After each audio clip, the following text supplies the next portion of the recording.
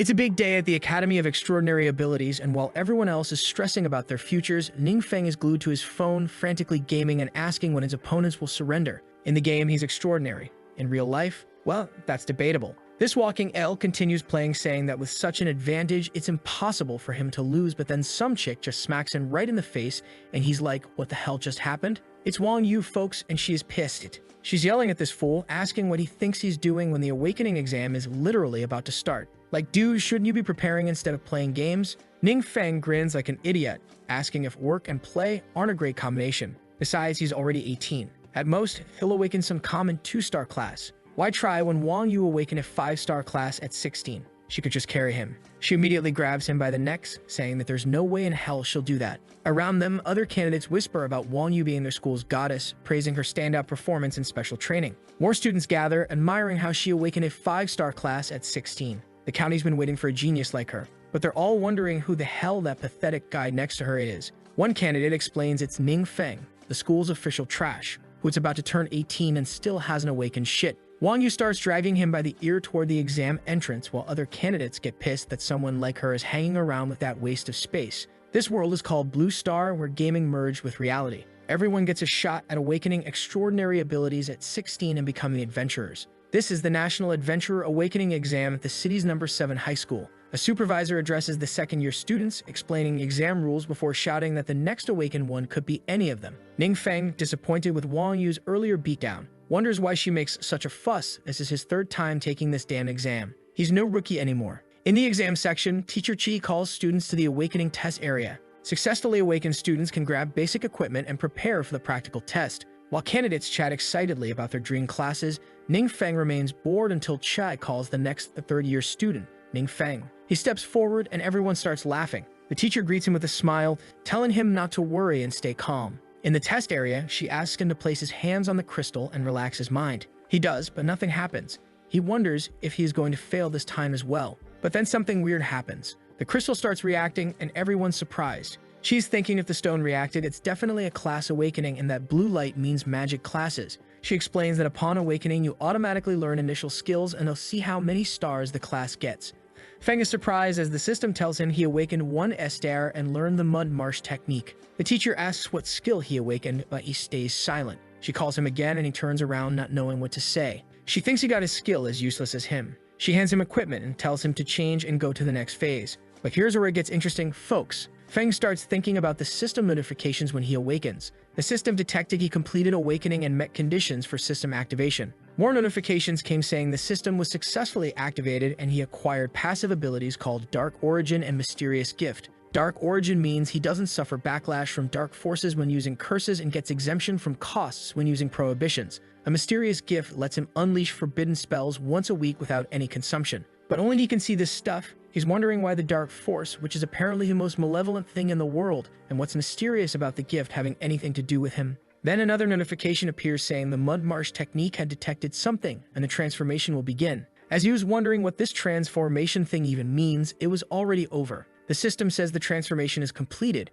His Mud Marsh technique was transformed into a forbidden curse and became a profane earth shield. Feng's confused because this talk of darkening and forbidden curses sounds ominous, especially with a practical test coming up. At the portal, the teacher explains 50 people form a group to face monsters in the Phi Sanctuary to familiarize themselves with newly awakened abilities. No teaming up, no attacking each other. Drones supervise everything. She asks everyone to check abilities quickly, assuring no one will see. Feng sees his ability is active. Earth Shield Curse magic can invoke a dark force from another world to form a barrier capable of crushing any enemy that approaches. He's thinking curse magic sounds dangerous, and if it's malevolent, he'll be in trouble if someone finds out. Everyone enters the portal. In the test area, people are battling monsters and our boy is once again being useless and was cowering behind a bush. He wanted to use his powers, but he remembers drones are watching so he can't use them recklessly. The problem is he doesn't have other attacks, so he'll have to hide and wait. One drone hovers right above Feng. In the supervision room, Captain Zhu gets angry seeing the images, saying, while others kill monsters and level up,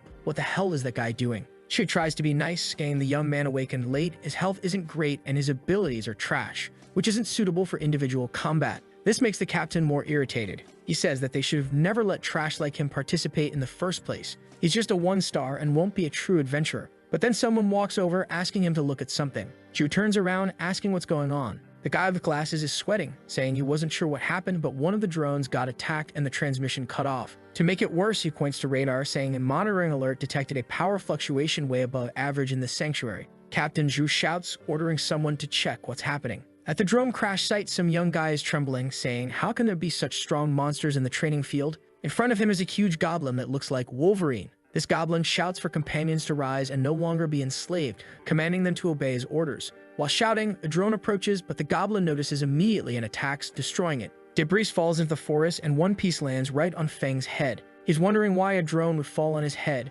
but then notices the Vanguard Goblin and other goblins surrounding him. The Vanguard Goblin laughs with a sinister look, saying it seems there was an insect hiding there. He orders an attack without wasting time. Our boy is thinking, why are there so many of these green bastards here? Then he remembered that the drone's gone. That means that he could go all out, and this would be a great chance to test if the forbidden spell is real. He lifts his finger, and as he does, incredible energy emanates from his body, scaring monsters and worrying the goblin leader. Just then, several terrifying creatures rise from the ground. Back in the supervision room, the Four Eyes inform Captain Zhu all transmissions are lost and there's suddenly a dark force leak in the sanctuary. It's suspected a king-level or higher magic beast appeared. Zhao immediately orders reinforcements and civilian evacuation. This horrifies Teacher Che. How could a king-level beast with the power to destroy entire cities appear on exam day? Back at the battle, the goblin leader is terrified by what he's witnessing. As the protagonist is consumed by that ability, strange dark power envelops him, making his creatures tear through goblins. Feng looks at his hands, thinking, so cursed magic works this way. He killed almost all of the goblins instantly, gaining tons of experience points, and now only the big bastard was alive and things weren't looking too good for him. The aura from Feng's spell had left him stunned. He was standing there wondering how a human got his hands on the power of darkness. He tries running but feels movements becoming extremely slow. Too late. The power reaches him and screaming, he begs it not to come near. In the next moment, he was converted into 6,000 experience points. Fun status window pops up, showing he's officially a mage class. Thanks to his little monster beatdown, he jumped from level 1 to level 10. Currently, he's got 0 health, 8 strength, 8 agility, 20 spirit, and 12 resistance. Our boy's happy as hell because he leveled up so easily. In previous years, practical exams people could only level up 1 or 2 levels max. But then reality smacks him in his stupid face. The experience from regular monsters was pretty crappy, and he only leveled up this much because of that giant goblin. Still trying to process his luck, he wonders how the hell an elite monster even showed up in an exam area. Did someone mess up big time? As he thinks about this disaster, different items start falling from the sky.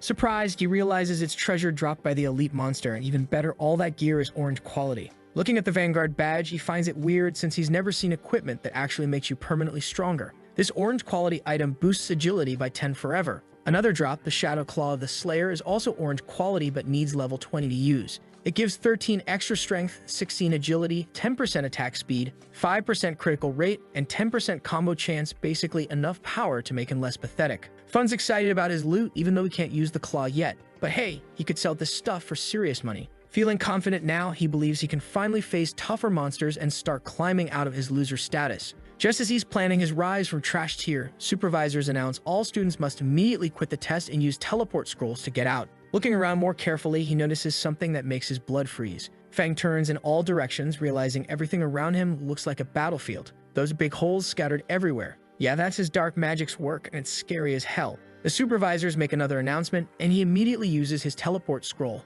thinking it's better to get out before someone figures out what happened. One by one, students return. A supervisor immediately tells them to leave the area and go home. As the participants return, the captain is thinking seriously about what went down. He knows that even if he were to call out every reinforcement possible, they won't be able to take down that king-level beast, and given this situation, the backup might not even arrive in time, but before he could even think about it, something even crazier happens. The dark energy source just vanished. This makes him super suspicious. Did the monster escape? She keeps getting orders through her radio saying this mess has gotten way out of hand, and no one should panic everyone else. They must avoid large-scale fear and lock down the school, leaving only one exit for quick escape. Feng walks her over, calling for the teacher. She's sweating like crazy from the stress, asking if he's okay. Not caring about the chaos, he says he's fine. But she yells for him to go home immediately. The school's temporarily closed and he shouldn't come back unless absolutely necessary. Away from school, Feng and Wang Yu are talking. Wang Yu tells him the teacher looked really strange, like they were facing something deadly.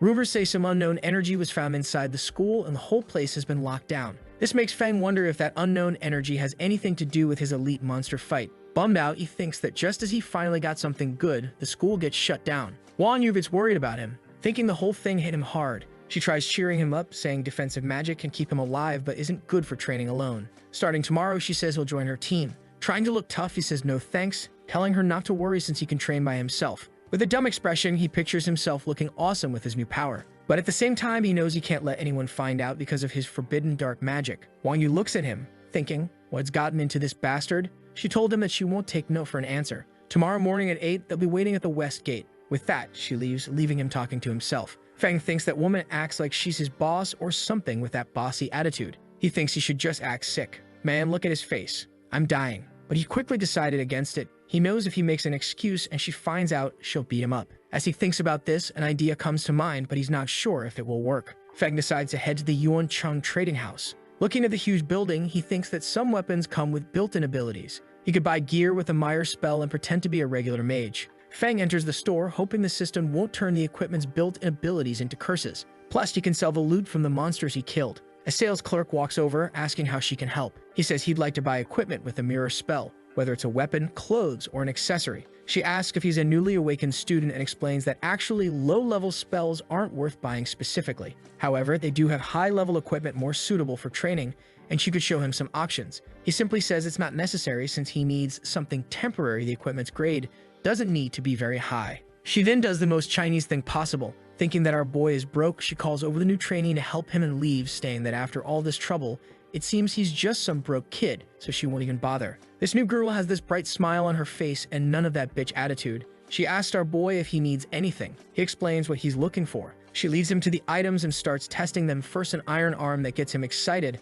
then a heavy hammer he can't even lift off the ground. Feng tries on a ring and decides to go with it. The trainee asks if he's happy with the ring. He laughs and says it's perfect, thanking her for helping him the whole time. Feng also asks if it's possible to sell items he got from monster drops. She says yes, it is, and she'll take him to the right department. They enter the store, and the store owner's sitting there with that kind of face, you know, the one you just want to punch even though you literally did nothing wrong. The salesgirl told him that Feng wanted to sell some items. He takes out the claws and asks for help checking the item and its value. Wang takes the claws and is amazed it's an orange quality weapon focused on speed and doesn't require a high level, making it perfect for beginners. Plus, it has 3 gem slots, allowing for custom adjustments to create more personalized effects. Wang says it's a good item and believes several clients in his guild would be interested. He asks if Feng has any specific price expectations. Feng just simply says the higher the better. The expert asks Feng to sit down, saying he'll make some calls to potential buyers and asks Miss Yang to take care of him. He then calls some rich dude named Mr. Jan and tells him about the equipment. While our boy was chilling, sipping tea in the waiting room,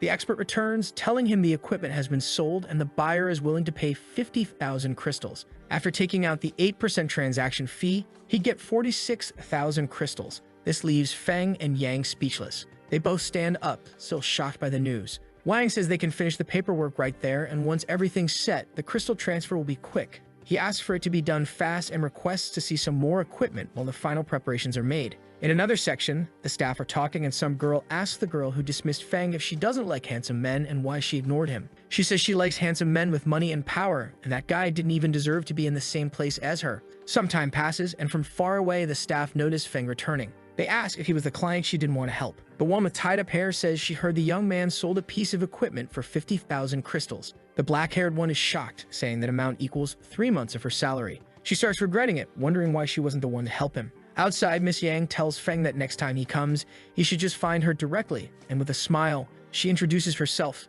saying her name is Yang Xin. The next day, Feng heads to his meetup with Wang Yu, feeling a bit more confident after discovering the spells on his gear don't trigger the system. When he arrives, Yu's already there along with her whole damn guild. She introduces him around, but the mage and shield warrior are eyeing him hard. Confused by those stares, he wonders if he might owe them money or something. Then Xiao Chong strolls in and casually asks Yu if she's about to hit her second transformation. Feng learns that every 30 levels you transcend, meaning he's probably sitting near level 60. Chong, trying way too hard to impress, whips out an advanced agility potion, something insanely rare and worth more than most people's lives. Turns out his daddy had to call in favors and burn through piles of cash just to get it. Yu, however, immediately declines, telling him to take it back. She doesn't need it, and they've got bigger priorities. Chong looks stunned, pressing her about university admissions. Instead of listening, he suddenly turns his sights on Feng, and he asks her why she's wasting time with trash. That's when Yu's entire vibe shifts. She looks at him and tells him to watch his mouth, but that idiot just can't take a hint as he continues to disrespect our boy.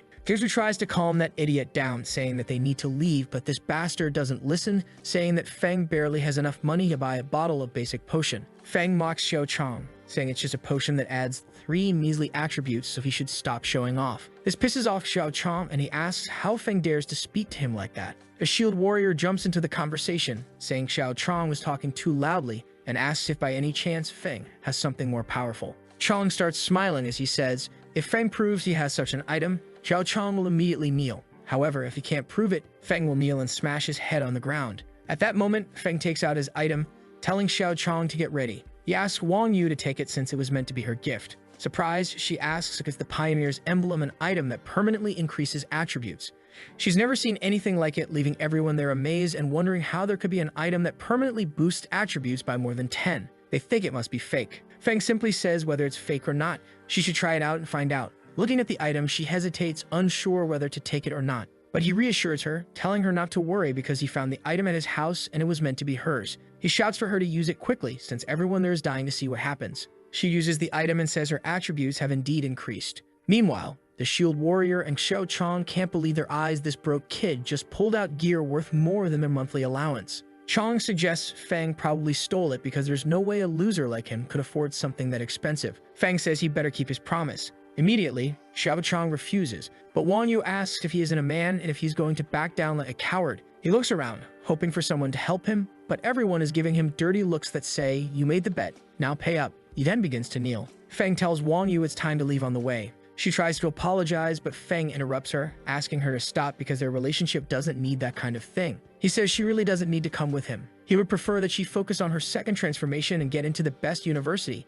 because with her by his side, he can't train efficiently, plus he's got some dark magic secrets to hide. Worried about Feng, she asks him not to get discouraged and hands him a book, saying it's for him. Not quite understanding what it is, he asks if the skill book. She says it is, and when he reaches the right level, he should learn those skills. Feng asks if all of them are purple quality, and judging by their look, if they're all expensive as hell. She responds that they don't come close to the value of the item he gave her. He smiles and closes the book, saying he'll accept it. The scene shifts to a cursed-ass dungeon where Yu is fighting with the zombies and our boy is doing what he is best at, being useless. He is thinking about how the monster in this place doesn't give much experience since he's already level 10, but he can't tell her that. Right on the heels of that, she gets a call from the guys from before. The pink-haired girl told her that they got news that a fallen necromancer is about to appear. She says that it is a rare opportunity and asks her if she will join. So Xiao Chong notices Su talking to Wang Yu and he's insisting she has to come and help them, or how else are they going to defeat the boss? He also adds that the fallen necromancer might drop rare items for mages, which is super important to him. She tries to downplay it so Wang Yu doesn't hear all this nonsense. Wang Yu thinks for a moment and looks at Feng, who tells her to go ahead and assures her everything's fine. After all, they're all in the same dungeon and she can continue training later. She takes a deep breath, says okay, but asks Feng to go to the safe area and wait for her. He smiles and agrees. Quickly, she heads toward her group. And this is the moment this bastard was waiting for. Now that he was alone, he would head inside the dungeon and he was already prepared for it. He learned 2 new skills. In any case, they can all be used once for free, so it's better to have as many curses as possible. The system notifies him that his mysterious passive ability gift will allow him to release forbidden spells once a week without any consumption. Feng begins to stretch, saying with his current level he only has 3 skill slots and the skill books can only be used after level 15. At the same time, in another part of this cursed-ass dungeon, another group was fighting the monsters when someone said that they needed to kill everything along the way to get there. He asked them to be careful as the difficulty is high and the monsters inside are very dangerous. As he says this, a huge flame passes right in front of them. The priest girl asks if an adventurer team is already ahead of them. The tank is confused, asking how that's possible. That's when they realize that it's Wang Yu and Xiao Chong from the Lion Guild. Even at the national level, they're considered new talents truly deserving of their reputation. On the battlefield, that bastard Xiao Chong yells that the boss is definitely his and asks if those fools think they can compete with him. Shu asks the berserker if he noticed Yu had gotten stronger, and he definitely did, especially since her agility increased by 10 points. Meanwhile, in the main tower of this cursed-ass dungeon, a portal begins to form. It's Feng laughing, saying it seems this ability isn't just high-level magic prohibition space, but also a teleportation ability. At that moment, some serious dark aura begins forming and the dungeon boss, the fallen necromancer, walks out of the darkness. Feng, this dumbass, just goes, "Yo bro, you're late. Be professional." Turns out the necromancer wasn't in the mood for jokes, so he just summons a massive rock and attacks our boy with it. His feelings were hurt because how dare an adventurer as ugly as him appear alone here? As he says this, Feng appears from the portal right behind the necromancer. Using the void path, he says he doesn't want to share loot with others. He was standing face to face with that undead bastard as he used his skill Meteor Rain, summoning a bunch of space stones that finished the work for him. Not only did he kill the necromancer, but he also destroyed the tower itself, killing all the surrounding monsters. Now he was standing there grinning like an idiot while the system kept announcing rewards for his monster genocide. This bastard got 50,000 experience and his levels shot up to 30 in an instant. Feng walks around picking up loot. Shiny gems, jewels, and skill books are scattered everywhere. The skill books aren't only for mages, but are still worth enough money to make him feel rich. The Darkstone items give more magic damage and life drain, which sounds broken enough to scare any healer. He also finds a Necromancer pendant that boosts strength, spirit, and curse resistance while making him immune to poison. The cherry on top is the Necromancer Insignia, a consumable that chops off 3 life points but gives 15 spirit forever. Feng shrugs and uses it right away because who cares about life when you can flex more spirit? The system then drops a surprise, saying a hidden item called a Necromancer Emblem has been detected. With it, Feng could unlock rare hidden professions like Necromancer, Sorcerer, or even an all-elemental mage. He's over the moon since these classes are usually rare. Bro doesn't even think about what to choose and picks the all-elemental mage, saying that it's what real men would do. Real men, huh? Please, real men go melee. This idiot gets way too excited, and his dark magic slips out, causing a big scene around the dungeon, making things harder for Wang Yu's guild. Sha Chung gets pissed because he wanted the boss skill, but Yu shouts at him to shut up unless he wants everyone roasted alive. Wang Yu quickly messages Feng, telling him to leave, but he's already slipped away to the transformation hall. The place is nearly empty, and when he turns around, a woman greets him, asking if he came for the transformation task. He says yes, and she begins taking his details while secretly judging him for becoming a mage so late at 18. She points him to the mage sector and tells him to call if he needs anything. He thanks her politely while she walks back to her desk, only to find Captain Zhou waiting with a face that screams bad news. Zhao explains that the sinister cemetery has been wrecked and the energy level might be worse than a king threat. The woman raises her brow, asking if this is the second king threat in 2 days. Zhou nods and says he was sent by the higher-ups to request the solitary shadow to take action. In the transformation room, the system drops 2 options on Feng. The first is the Necromancer's first transformation mission: obtain the mission item Blood King's Rope by entering a phantasmal realm labyrinth of illusions. Deadline, 3 days, difficulty, Class A. The second option is God of Universal Magic's first transformation mission prerequisite: obtain the sacred emblem by entering a phantasmal realm temple of the resplendent sun. Same 3-day deadline, but the difficulty cranks up to Class S. Feng asks why there are 2 options and notices that the all-elemental mage is just a preliminary mission. Even so, he decides to accept it. After choosing his mission, he decides to leave. As he was heading down, he sees that he even got an S-rank mission. Well, it's something you would expect from a hidden class. Feng says goodbye to the girl but finds that she wasn't the same woman who attended to him earlier. Meanwhile, back in the Cursed Ass dungeon, someone's analyzing all that dark energy. He says it's the first time he's seen someone from the solitary shadow and comments on how their uniform is different from what he knows. Captain Zhou asks him to keep quiet because the existence of that organization is secret. He begins explaining that the members of the solitary shadow have a hidden class that allows them to use dark-powered darkness that makes them perfect for special missions. This person is Jing, the same one who led Feng to choose the transformation mission. But she starts feeling something strange, saying the dark power is overwhelming. Even though it's dissipated significantly, it still affects her. Jane explains to the two that they didn't find any clues. In fact, it seems the person responsible vanished after causing damage, making it impossible to deduce their objectives. Concerned about the situation, Captain Zhou says there have been frequent reports of anomalies in some secret areas recently, which could signal some crisis brewing. He asks if there could be any connection with this issue. She responds that it's hard to say, but she consults the superiors and requests reinforcements. Zhou asks if the county is concerned, considering they were going to send the famous Lone Hurricane from the Lone Shadow. The guy with glasses approaches and asks if she can confirm whether the cause of the damage is a monster, and if there's a possibility it could be. Jing interrupts him, wanting to know if he's suggesting the cause could be someone like her, a mutant. Four Eyes' tone shifts immediately, and he apologizes, saying that wasn't what he meant. She explains that the threat levels there have already surpassed king level. Trying to control such massive dark power is something the human body simply couldn't withstand. He then asks if it's possible that an abnormally powerful monster hiding in the city could bring a catastrophe like this anytime, and this lady doesn't sugarcoat it. She just nods and says it's possible, and that's why they have to find that bastard as soon as possible. Meanwhile, the idiot in question is chilling in the room looking outside. He says the darkness is strangely comforting. Now that he's reached level 30 and gained 4 more skill slots, he could finally use the 2 books Wang Yu gave him. A system message pops up notifying him that the possible fusion detection of the arcane shield with the Foul Earth shell was automatically executed.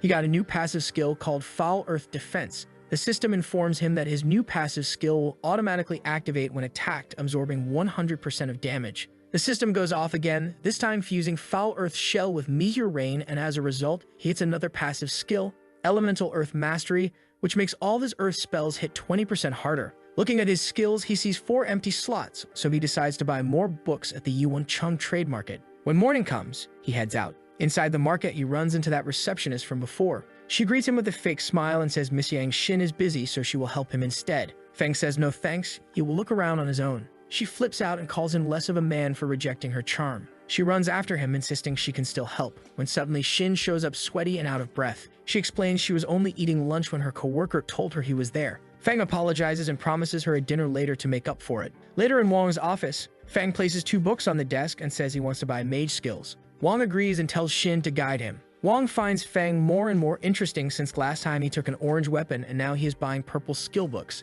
He decides Feng might be worth looking into. That night, Feng and Xin go out to eat, and when he tries to pay the bill, my girl is already 2 steps ahead. She has already covered it. He feels awkward since he promised to treat her, but she says she had her own reason for inviting him. She smiles and calls it a secret before leaving in a taxi. In the cab, the driver asks where to and she replies, Municipal Hospital number 2. She thinks about her sick father and feels relieved she can finally pay his bills thanks to Feng. Just then, the driver slams into something. A claw bursts through his chest. A portal tears open above and monsters start pouring out. Xin leaps from the car, hitting the ground hard and looks up. She is confused as to how monsters could appear inside the safe zone. Xin freezes when she feels a monster breathing behind her. From the portal, another figure steps out, glowing with insane energy and smiling in a way that screams nothing good is about to happen. She fires off a weak attack that blows up but only makes the monster madder. She sighs because she is just a level 1 mage with a 1-star rating. The monster charges, and just when she thinks it is over, Zhou shows up and slices its head off. He checks if she can move and tells her to hide.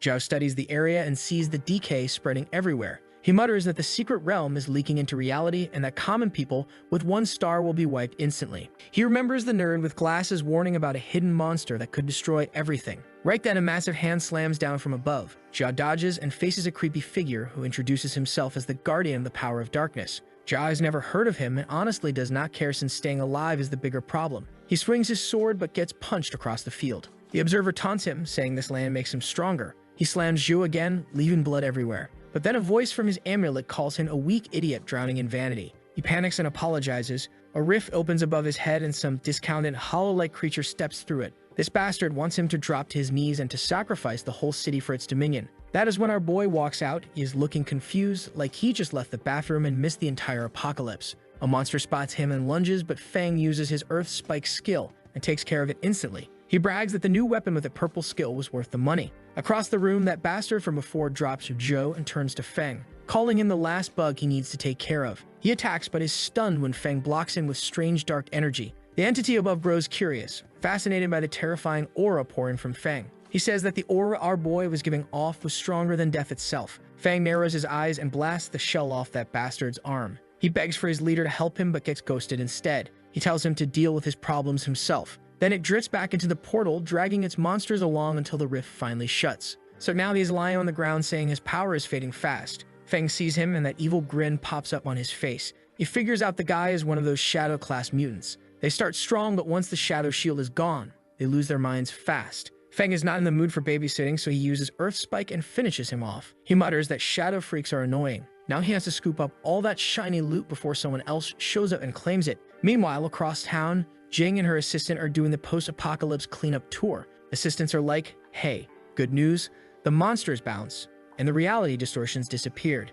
But Jing's got that detective brain working overtime. She is wondering why these distortions keep popping up randomly. What's the enemy's endgame here? Turns out most of the city's fine except for the south side, where Captain Zhao's squad got absolutely wrecked. Jing decides to go check it out. At the crime scene, we meet Duan, this mysterious dude who's examining Guardian's dead body. Guy's thinking, damn, this corpse is cleaned out. Someone already looted everything. Then Jing shows up yelling, freeze. Who are you? Duan is like, calm down, woman, and flashes his ID. It turns out he's from Cloud Realm, some unofficial fighter organization. Jing's like, wait, aren't you guys the secret ninja types? Why are you here in broad daylight? Duan points at the corpse and says that that guy used to be one of their members, but he betrayed them, helped monsters invade through reality distortions, and got almost everyone killed. Jing asks if killing him stopped the invasion, but Duan's like, nope, and we don't even know who did it. He explains this entity is basically the master of hide and seek, always escaping when he tries to hunt it down. The fact that someone took down his ex-partner when even Captain Zhao, who's apparently level 90 plus in power scaling,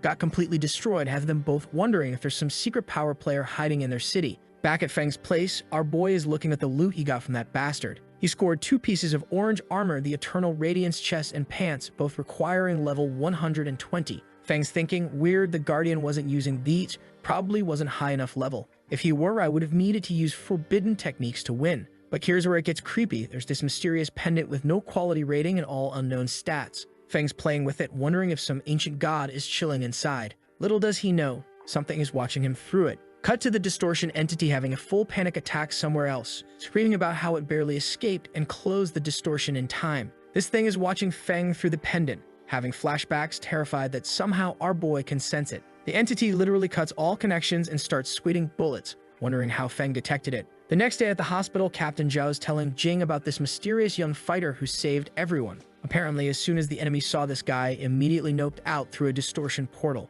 Jing's thinking this mystery person might be as strong as her, which has everyone confused about why he couldn't catch the entity. Then Glasses Guy drops his theory, saying, what if the mystery fighter is also a mutant? Because there were traces of darkness power at the battle scene. Zhao immediately shoots it down, saying, that's impossible, you're overthinking. But Jing's sitting there thinking, what if he is? Meanwhile, somewhere else, our boy walks up and tells the guards that he wants to do the job change quest. So Feng walks into what's supposed to be the Temple of Radiance. He's looking around, thinking, am I even in the right place? Meanwhile, hiding in the shadows, we've got Duan watching him. Earlier at the trade market, Duan showed up asking about 4-star fighter armor sets. Wong thinks to himself, what a coincidence. We just got a call from someone selling a 4-star chest and pants set. Duan goes serious, asking where this person is. Wong explains the seller went to a neighboring city, and you can see the gears turning in Duan's head. This matches exactly what he's been hunting for. Probably his master's legacy gear. He offers to pay for info on where this guy is, which has Wong sweating, thinking these two are definitely working together.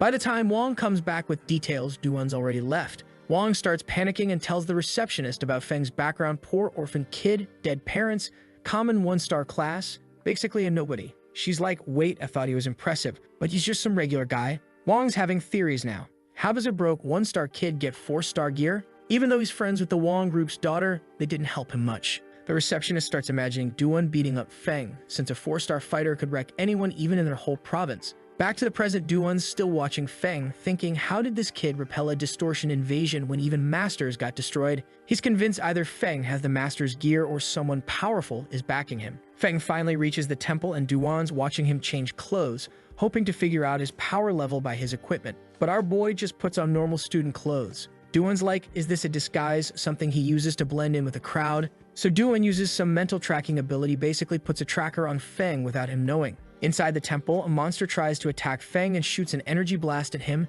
and our boy just casually blocks it without taking his hands out of his pockets. Duan's watching like, what was that? Does this guy have some kind of automatic defense? Then it gets weirder, monsters start avoiding Feng. Duan's confused. Is this guy even normal? Feng stops in front of a huge statue, who was supposed to be the boss of this dungeon. But sensing his aura, the dude didn't even move. In his mind, he is thinking, I'm a statue. Walk past me. I'm a statue. Walk past me. Even Duan's confused why the statue isn't moving. Feng's like, this probably isn't the mission guide, and walks away. Then the real boss shows up, a 6-winged angel flying in who takes one look at Feng and immediately flies away. Just straight up leaves like, I'm not dealing with this. Feng's standing there confused while Duan's mind is blown. Was that the hidden boss? How did he know? The system explains this is an S-level first-class change mission, defeat the 6-winged angel hidden boss. Feng reads it and goes, who can handle S-level during their first-class change. Meanwhile, the boss is flying away, panicking. He is thinking, this is my own domain and I still have to run. Just then, the sky goes crazy with lightning and thunder.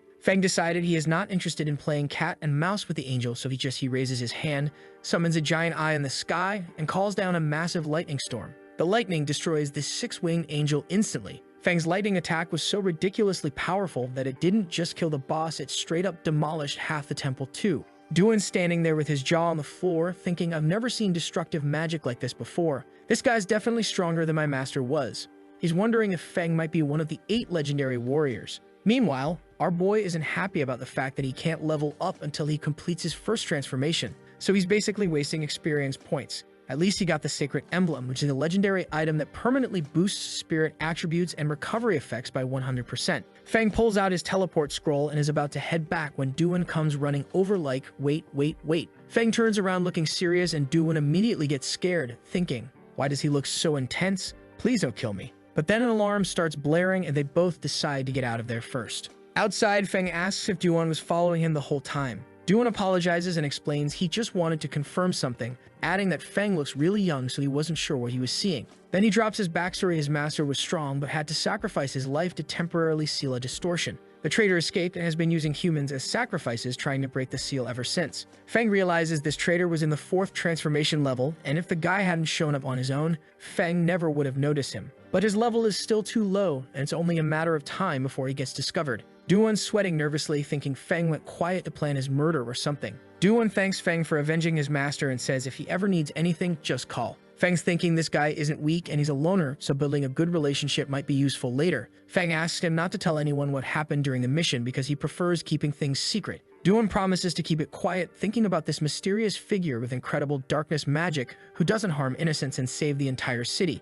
Someone that's strong and discreet deserves his respect. Then Feng's phone rings. It's Professor Chi asking where he is. He says he's out of town but coming back. She says she has some things to ask him when he returns. Feng's confused why she called so suddenly. Cut to Jing and Chi talking. Chi explains that a student who awakened a few days ago suddenly reached first transformation, and if she hadn't been investigating, it might have gone unnoticed. She trusts Feng is a good person, but Jing says some things need clarification. Then we get this intense meeting scene where Jing asks if the destruction spells in the city were caused by mutants. An old guy points out that she herself is a mutant, so why is she asking? He explains mutants use the power of darkness but pay a price. The stronger they are, the bigger the cost. They can lose their lives, sanity, or transform into monsters. A king-level mutant would be impossible. Some spiky-haired guy mocks her, saying she's losing her mind, and if there really was a king-level mutant, he cut off his own head and let her use it as a soccer ball. The old man says they're sending an investigation team to the city but won't approve reinforcements from Solitary Shadow. Jing gets mad, asking if they don't trust her. Right then, her assistant bursts in with urgent news. The Temple of Radiance in Long Bu was hit by destruction spells and there were injuries. She gets worried because that's where Feng was registered for training, and Jing just smiles, saying this dude just got way more interesting. Meanwhile, in Longo City, they got their fancy shield up while people are panicking. Guards are doing their best customer service voice, assuring everyone the shield's working perfectly and will keep the darkness out. Feng's sweating bullets because his little temple demolition project has turned into a citywide alert. He's hoping they'll dial down the paranoia so he can drive home and pretend none of this happened. But the universe has other plans. A black fissure tears open above the shield, revealing a demonic face. Demons start pouring out, and one of them asks if this is the human world while staring at the giant shield. Another demon's already figured out humans are fragile and love hiding behind their magical security blankets. The Horned Leader points dramatically and orders his crew to give the humans a surprise. They started attacking, and the shield starts cracking as the demons enter inside the city. Guards are standing there not knowing what to do, and all of them are thinking one thing. How the hell did our expensive magical defense system just become a decorative piece? The crowd panics and starts trampling each other in true human fashion. Duan's immediately ready for action, telling Feng this looks like another high-level kingdom invasion. Feng asks him if it's like last night's Su Cheng Shitshow. When Feng asks what they should do, Duan's thinking this guy could probably handle everything solo, so why is he asking? Must be a test. Duan tells Feng to chill while he handles business. Feng's thinking with all these civilians around, maybe sitting this one out isn't the worst idea. The Horned Demon lands with his villain laugh, and soldiers try their best, but their arrows bounce off, and when one brave warrior jumps on his back, he hits him so hard that the poor dude must have landed directly in the next week. Now the demon starts trash-talking about how disappointing humans are while approaching a terrified little girl, ready to add child murder to his resume. But Duan blocks the attack, giving the kid time to escape, and the demon a serious case of confusion mixed with rage. The demon got angry that someone was messing with his killing spree, but Duan just smiled wickedly and told Feng not to worry. Duan then beat up the demon so badly that people watching were amazed and figured he must be from some super rare 5-star hidden class. After the demon exploded behind him, Duan walked away calmly, revealing he was level 137 and a legendary martial artist. Feng thought to himself that Duan was pretty incredible and definitely had something special about him. After Duan finished off a monster leader, all the remaining creatures started retreating back into the rift. The soldiers are yelling, "Now's our chance, counterattack." Duan walks over to Feng asking if there's anything else he can do, and our boy gives him a big thumbs up saying everything's fine and complimenting his excellent work. People watching from a distance are thinking Feng must be some big shot if Duan is showing him respect. Duan hands over the items that dropped from the boss fight. Feng's happy because they're of legendary quality even if he can't use them himself. He could sell them for tens of thousands of crystals on the market. People start shouting, asking if they need anything, offering to help with whatever. Feng's thinking the agility skill book would be perfect for Wang Yu and he could sell the black shield later. Then a priest and warrior approach them and someone starts thanking them for saving the city. The guy introduces himself as Mudong Meng, the mayor of Longbo, and asks if they're not from around there since they seem lost. Feng says they just came to conduct some business but got stuck there temporarily. The mayor starts sweating under Feng's intense stare and immediately goes into damage control mode, bowing and apologizing like he personally summoned the demons.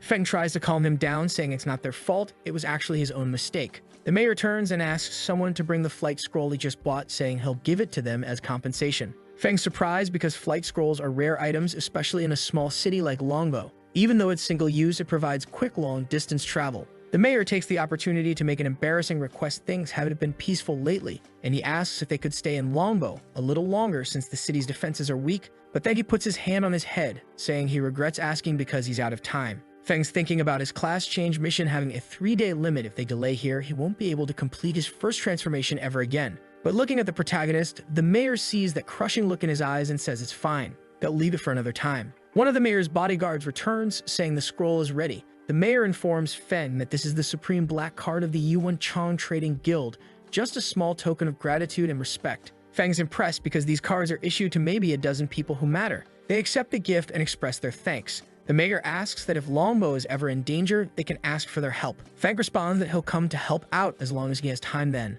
They immediately use the scroll and fly away. Meanwhile, back in Qinyu City, Wang Yu's guildmates are chatting after leaving the class change room. Yu spots 2 people flying overhead and thinks one might be Feng. Jiao laughs it off. How could so newly awakened nobody afford a flight scroll worth thousands? Yu turns around with murder in her eyes, warning him that talking shit about Feng again will end badly for him. Su tries to redirect the conversation, asking about their missions. Xiao told him that he was only able to get a Class A but not the golden level as everyone wants. They're all patting Jio's ego about completing his second transformation at 18, calling him university material. When they ask Yu about her mission, she stays silent, making everyone think she bombed it. The Berserker's wondering if she got level C or worse, while Xiao's internally thinking that even the golden girl has off days. She then told everyone that she got S class as she said that the room goes silent. Everyone stares at her. Xiu asks why she kept quiet. Yu explains her case is different because the mission unlocked a hidden class she has never even heard of. Joe's shocked, wondering how that could be possible, since classes are usually determined when you awaken. He's never heard of unlocking a hidden class during a class change, thinking Yu must be mistaken. But Yu starts remembering when she was at the class change field. The system told her that class progression detected she had the key item, Vanguard Emblem, which could advance her original profession of Swift Archer to Shadow of the Vanguard, and her class change mission would also change, and then a system window popped up asking if she wants to change her class. She is surprised, thinking about how that emblem was a gift from Feng. Thinking back, she remembers how confident he was when he gave it to her, wondering if maybe he knew about the item's power all along. She immediately accepted the mission and thanked him for the gift. After explaining what happened during her mission selection, she was upset that she was so hasty. Jiao starts yelling, asking what Shadow of the Vanguard even is since he's never heard of it, suggesting maybe the class change system was broken and if she made the wrong choice, it could ruin her entire life. The Berserker says he's jealous, wondering how someone can have a 5-star hidden profession and still advance. Xu says that he too wanted a childhood friend like Feng. Hearing all this, Zhou becomes furious, thinking he needs to send someone to find an emblem too, no matter the cost or danger. Meanwhile, Feng grabs his secret emblem, which permanently grants him 5 additional life and spirit attribute points. He laughs, saying not only did his attributes increase significantly, but he also got new passive abilities, wondering how far he can push his control over forbidden spells. The system tells him he acquired the passive ability Domain of Darkness. His control over darkness power greatly increased, letting him manipulate forbidden spells with precision. Outside, Duan is still waiting when Jing shows up. She looks at him and thinks, wow, this guy is young but already has scary power. Even across the country, he would rank near the top. Yet every time her team saw him, he was walking a step behind Feng. Jane mutters to Qi that Feng's student is not someone you can push around. Then she waves it off and says fine, she will let Chai handle this mess. She nods and says she will check with Feng. In her mind, she is certain that he can never be their enemy. Meanwhile, Feng and Duan stroll along chatting when Qi calls out. Feng asks if she wanted to talk. She says yes. Duan calls him boss, which makes Feng flinch. The teacher looks confused and Feng quickly says, don't mind it, Duan is just joking. Qi suddenly asks Feng if he has finished his first transformation. He freezes. He did not plan to hide forever, but wow, that was fast. Still, he trusts Qi more than most, so he admits yes and says he wants only a few people to know. She follows up with another question. asking if he has been touched by the power of darkness. Feng almost chokes. He wonders how she guessed, but she explains the world is shifting. The secret realms are leaking into reality and people are mutating. Feng says he is fine, not a mutant, and really not looking to join that club. She pulls out a crystal detector, asking him to inject energy so they can check his darkness levels. It's basically a fantasy drug test, and Feng's sweating bullets. He touches the crystal and the damn thing just explodes as soon as he touches it. She starts trembling, remembering her conversation with Jing, where Jing explained it was a black crystal highly sensitive to darkness power, frequently used by the government to detect mutants. When there's darkness power, the crystal vibrates. The stronger the vibrations, the greater the amount of darkness power. Looking at the shattered crystal in her hand, she wonders what it means for it to explode like that. Feng starts explaining how awakening and immediately changing class is weird as hell, but he's pulling the "You've Known Me Forever" card, asking Chai to at least believe he's not completely insane. She's sitting there thinking about how this kid lost his parents young, awakened later than everyone else, and somehow still maintains his optimistic attitude. She explains that personally, she trusts him, but protocol-wise, she's got to report to her superiors. Feng gets it, but he's also thinking that even though she says she trusts him, he has no clue how the authorities will react to his situation. His best bet here is to get the hell out of Chinyu City. Chi whips out some glowing item, making Feng ask what it was. She explains it's a congratulatory gift for successfully completing his first class change. Feng accepts it gratefully, thanking her for all the years she took care of him. But Feng's got his own present. He pulls out the sacred wings of legendary quality, basically a godlike item with plus 20 spirit points, 50% better healing, and 100% darkness resistance. The no-chant effect alone could save lives in critical moments. Chi's jaw drops because this thing is incredibly valuable, but Feng insists it's just random loot from his class change mission, telling her to accept it without being shy. After handing it over, Feng bounces, saying his friend's waiting. The teacher watches him leave, probably wondering what the hell just happened. Chai heads to report everything to the adventurer examiner's office. After explaining the whole situation, Jing stares at the crystal, saying she's never seen anything like this. When she asks if the superiors might consider Feng a threat, Jing just sighs and says to drop it entirely. She's confused, asking what she means. Jing drops some wisdom. The kid's probably beyond their understanding, and if he's genuinely powerful, they should be recruiting him instead of investigating him and pissing him off unnecessarily. When asked about reporting it, Jing says absolutely not, stop the investigation immediately and keep everything classified. Meanwhile, back at Feng's place, Yuan notices his boss looks depressed. Feng slumps on the couch, explaining that the teacher messaged about canceling the investigation. When Duan asks if that's good news, Feng's worried about future training since every time he destroys a domain, it attracts too much attention. Duan's thinking that being a great leader comes with problems regular people can't imagine. Then he gets an idea. What about training in unregistered domains? Feng perks up immediately.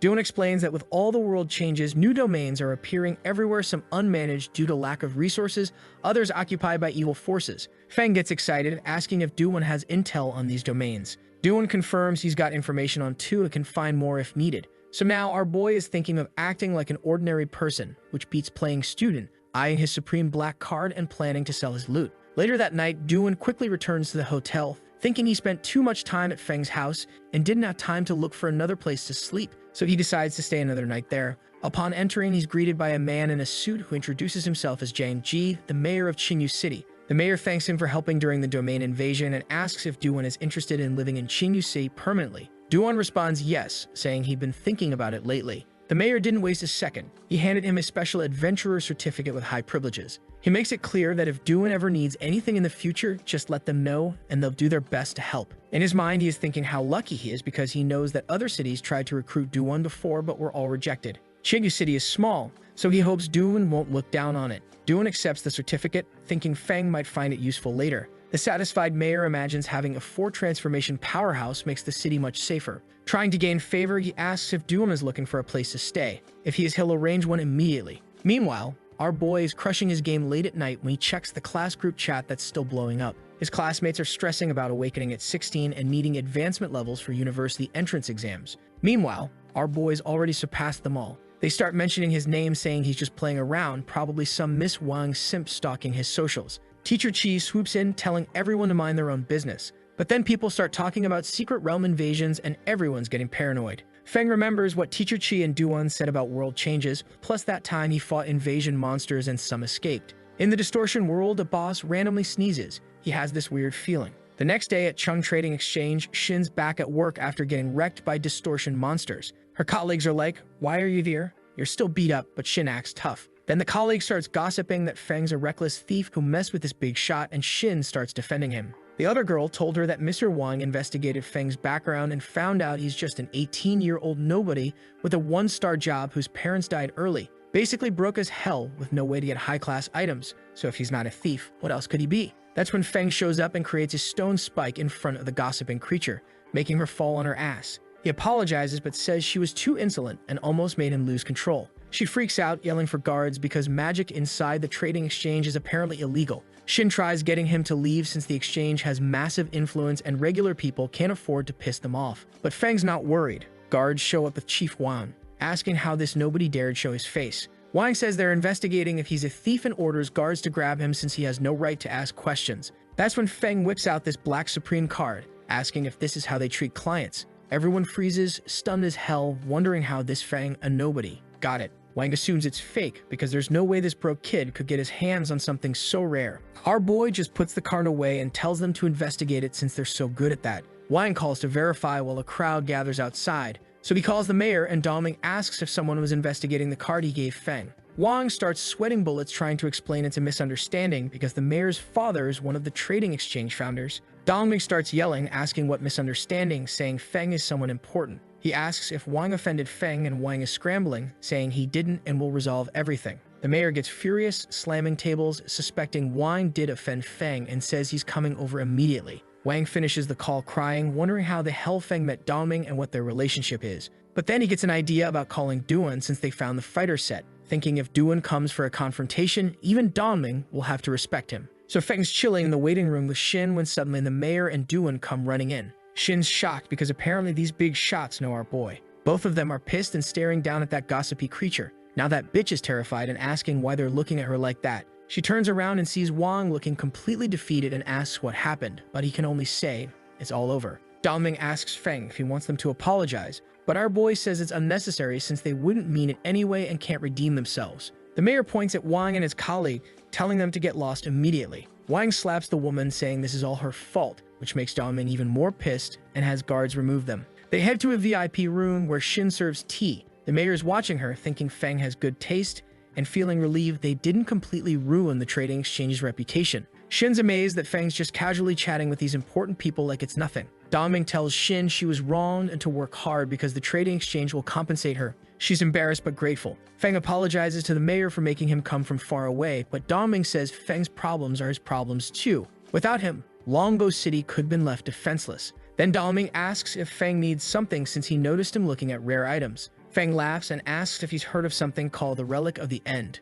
Both Doming and Duwon are surprised and intrigued. Feng acts like it's nothing, saying he saw someone mention it online and thought it might be interesting. We get a flashback to Feng using that skill book he got from his teacher. It is used by mages to temporarily replenish mana in combat. He learns it and gets a system notification about a passive skill called Darkness Convergence that absorbs residual dark energy from the Relic of the End and transforms it into his own energy. But our boy has never heard of this Relic of the End before and the system doesn't explain what it is. He's tired and sleepy, so decides to deal with it later. Back to the present, Doming says it was a rushed departure last time and invites them to Longbu City, covering all expenses. He grabs a flying scroll and takes off while they watch him fly away. Duan invites Feng to eat at his place. Feng's shocked by the house size, asking if the mayor really pays for it. Duan explains anyone above the 4th transformation level gets special treatment in Qingyu City and asks if Feng wants to move there. Our boy says he'll make money and buy his own house, so they'll be neighbors soon. Duan offers to lend money, but Feng refuses,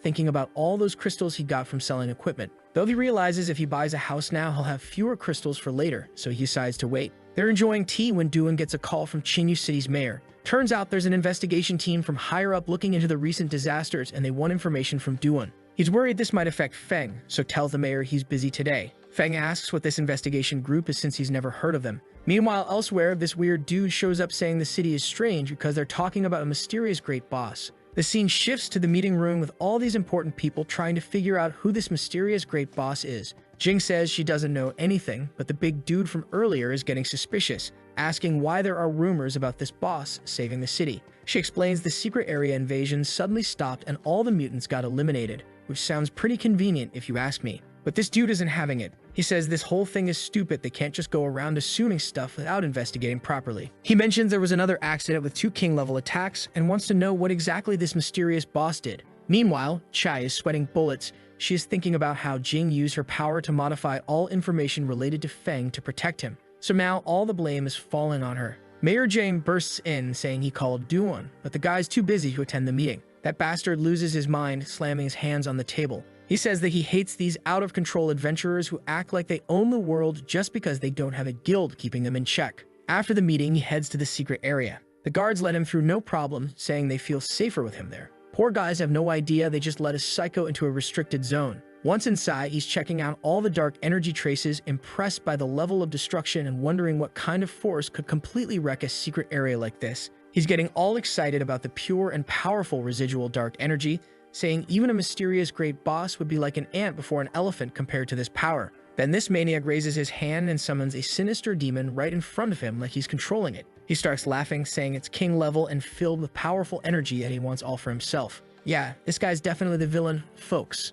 Meanwhile, Feng's at Duan's place, still playing his game and complaining to the system, when suddenly an alert pops up saying the relic of the end has been found. He's surprised and realizes something's forming a connection with him through some kind of aura. If he focuses, he can actually locate its position. Feng grabs his shirt and tells Duan he's going out for a while, asking him to finish his game. He hails a taxi and checks GPS, figuring the energy's coming from near the cemetery. He realizes through their connection that whatever is moving around. At the cemetery entrance, guards spot the demon emerging from the portal and radio their superiors about an unknown monster. They're trembling, asking what the hell that thing is. Folks, that idiot just went ahead and fused himself with the monster. They're calling for help because they can't even move. Due to the monster alert, they set up blockades to prevent accidents. Guards tell everyone to stop because of danger ahead. The taxi driver tells Feng they can't pass the blockade, so our boy just pays and gets out, saying it's fine. He notices the thing moved away temporarily, probably because it sensed him coming. Then Jing shows up with Professor Chi and another person charging toward the monster, but they stop horrified, asking what the hell is happening. So after the battle at the sinister cemetery, Jing's lying there all beat up in Chi's arms while she's trying to heal her. She can barely speak because of her injuries. Professor Chi's thinking the equipment Feng gave her helped reduce cooldown time for support spells. But the situation's still critical since even someone as strong as Jing couldn't stop this creature. Jing was trembling, asking where the creature went. Chai explains it's headed toward the city center, but Mayor Jiang already called Duan for help, though who knows how long that'll take. Jing realizes Duan's about as strong as her, so alone he won't be a match for this thing. The creature's tearing up the city when Feng arrives looking pissed. He notices the final relic has grown much larger and the demonic creature staring at him like a wild beast. Feng's wondering if he needs other forbidden spells to take it down, but the creature doesn't wait and jumps at his head with everything it's got. Our boy stays perfectly still until the last second, then uses his dark shield to block the attack. The creature is confused, wondering how this is even possible and where Feng got such incredible power. That's when the system pops up asking if he wants to absorb the final relic. Feng doesn't hesitate, he needs close physical contact, so he releases terrible power toward the creature and absorbs it while it screams. Through absorption, he gets memory fragments and gains 100 total attributes. Feng's pleased because even 3-star classes don't get this many skill points from leveling from 0 to 3rd transformation. But he's concerned because he absorbed something extra and is seeing weird images in his head. Duan shows up asking what happened. Feng casually gestures at the monster, saying it appeared out of nowhere so he killed it immediately. Duan sees Banji knocked out on the ground, figuring Feng handled him too. He's confused by the chaotic scene, thinking these might be evil sect members, and can't explain the weird energy around them since it doesn't look like spell damage. Feng pats Duan's shoulder, asking him to handle the aftermath since he arrived just in time. Then he flies off at full speed, leaving Duan amazed at his speed, wondering if he's really a mage since that speed surpasses many combat classes. Later at Chinyu prison, Banji is locked up after confessing he tried controlling the creature. Jing explains he discovered it in his secret dimension and managed to control dark power for himself. He injected dark power into the secret dimension during his investigation, but the creature went out of control. The mayor is pleased, saying it's great they have this mysterious great boss maintaining city security. Jing and Professor Chi smile because her student is doing excellent work. The mayor asks Duan if he's met this great boss. Duan says yeah, he was lucky enough to encounter him once, surprising the two beauties. Mayor Jiang asks Duan for a favor. If the mysterious great boss is willing to settle permanently in Chinyu City, they'll meet all his needs. Duan explains the great boss is discreet and rarely shows up, so better forget that idea. So Duan's thinking about how he managed to shift everything onto this mysterious great boss who doesn't even exist. Without evidence, they can't investigate anything. The mayor's bummed, saying it's a pity because strong people like the great boss get admired by everyone. Duan tells them the mysterious great boss has relatives in Chinyu, so he'll take special care of the place, but in return, doesn't want to be disturbed. Jing's intrigued but gets it in the end. Professor Chi's wondering if maybe the great boss is related to Feng somehow. Back at Feng's place, he's taking a bath, thinking about how the final relic is actually remains from demon kings who died in secret dimensions. Those weird images he saw earlier are memory fragments from when the demon kings were alive that got absorbed with the relic. He's not interested in becoming a demon king himself, so wondering what these fragments are even for. But then he realizes they might actually be useful. Under all this dark power accumulation, secret dimensions go through strengthening periods. If the invaded time and space can't handle it, the world faces chaos. In their current reality, the awakened training path isn't complete, with only a few reaching the 4th level, and awakened professions haven't reached ideal forms yet. The info from the Demon King's memories doesn't look good. If things keep going this way, humanity's screwed. Even if he protects himself, he can't live in a world full of monsters. But luckily, they're not the only ones dealing with secret dimension invasions. Some other realities manage to fight them off successfully. If he can collect more fragments and pick out useful experiences, it'll be super effective. Though these experiences are beyond current knowledge, improper handling could cause unpredictable consequences. His phone rings and it's Yua asking him to dinner that evening because they're celebrating. She completed her S-class mission and finished transitioning to the Vanguard Shadow class. Feng accepts immediately, saying how could he refuse her invitation, which makes her happy. She sends him the location immediately. After sending it, Yua and Zhao leave the transformation area, where guild friends are waiting with confetti, congratulating them for reaching the 2nd level. People are amazed they reached the 2nd level so young. Zhao invites Yua to dinner at the best restaurant, but she says she already has plans, asking them to go without her. She announces she'll host an event tomorrow and wants everyone there. Zhao asks if they shouldn't rest after working so hard, but Yua says it's important and can't be postponed. She leaves while everyone watches. Zhao gets irritated, saying they barely reached the 2nd level and are already having disagreements. Shu tries calming him down, saying that's just how Yua is, she must have something important.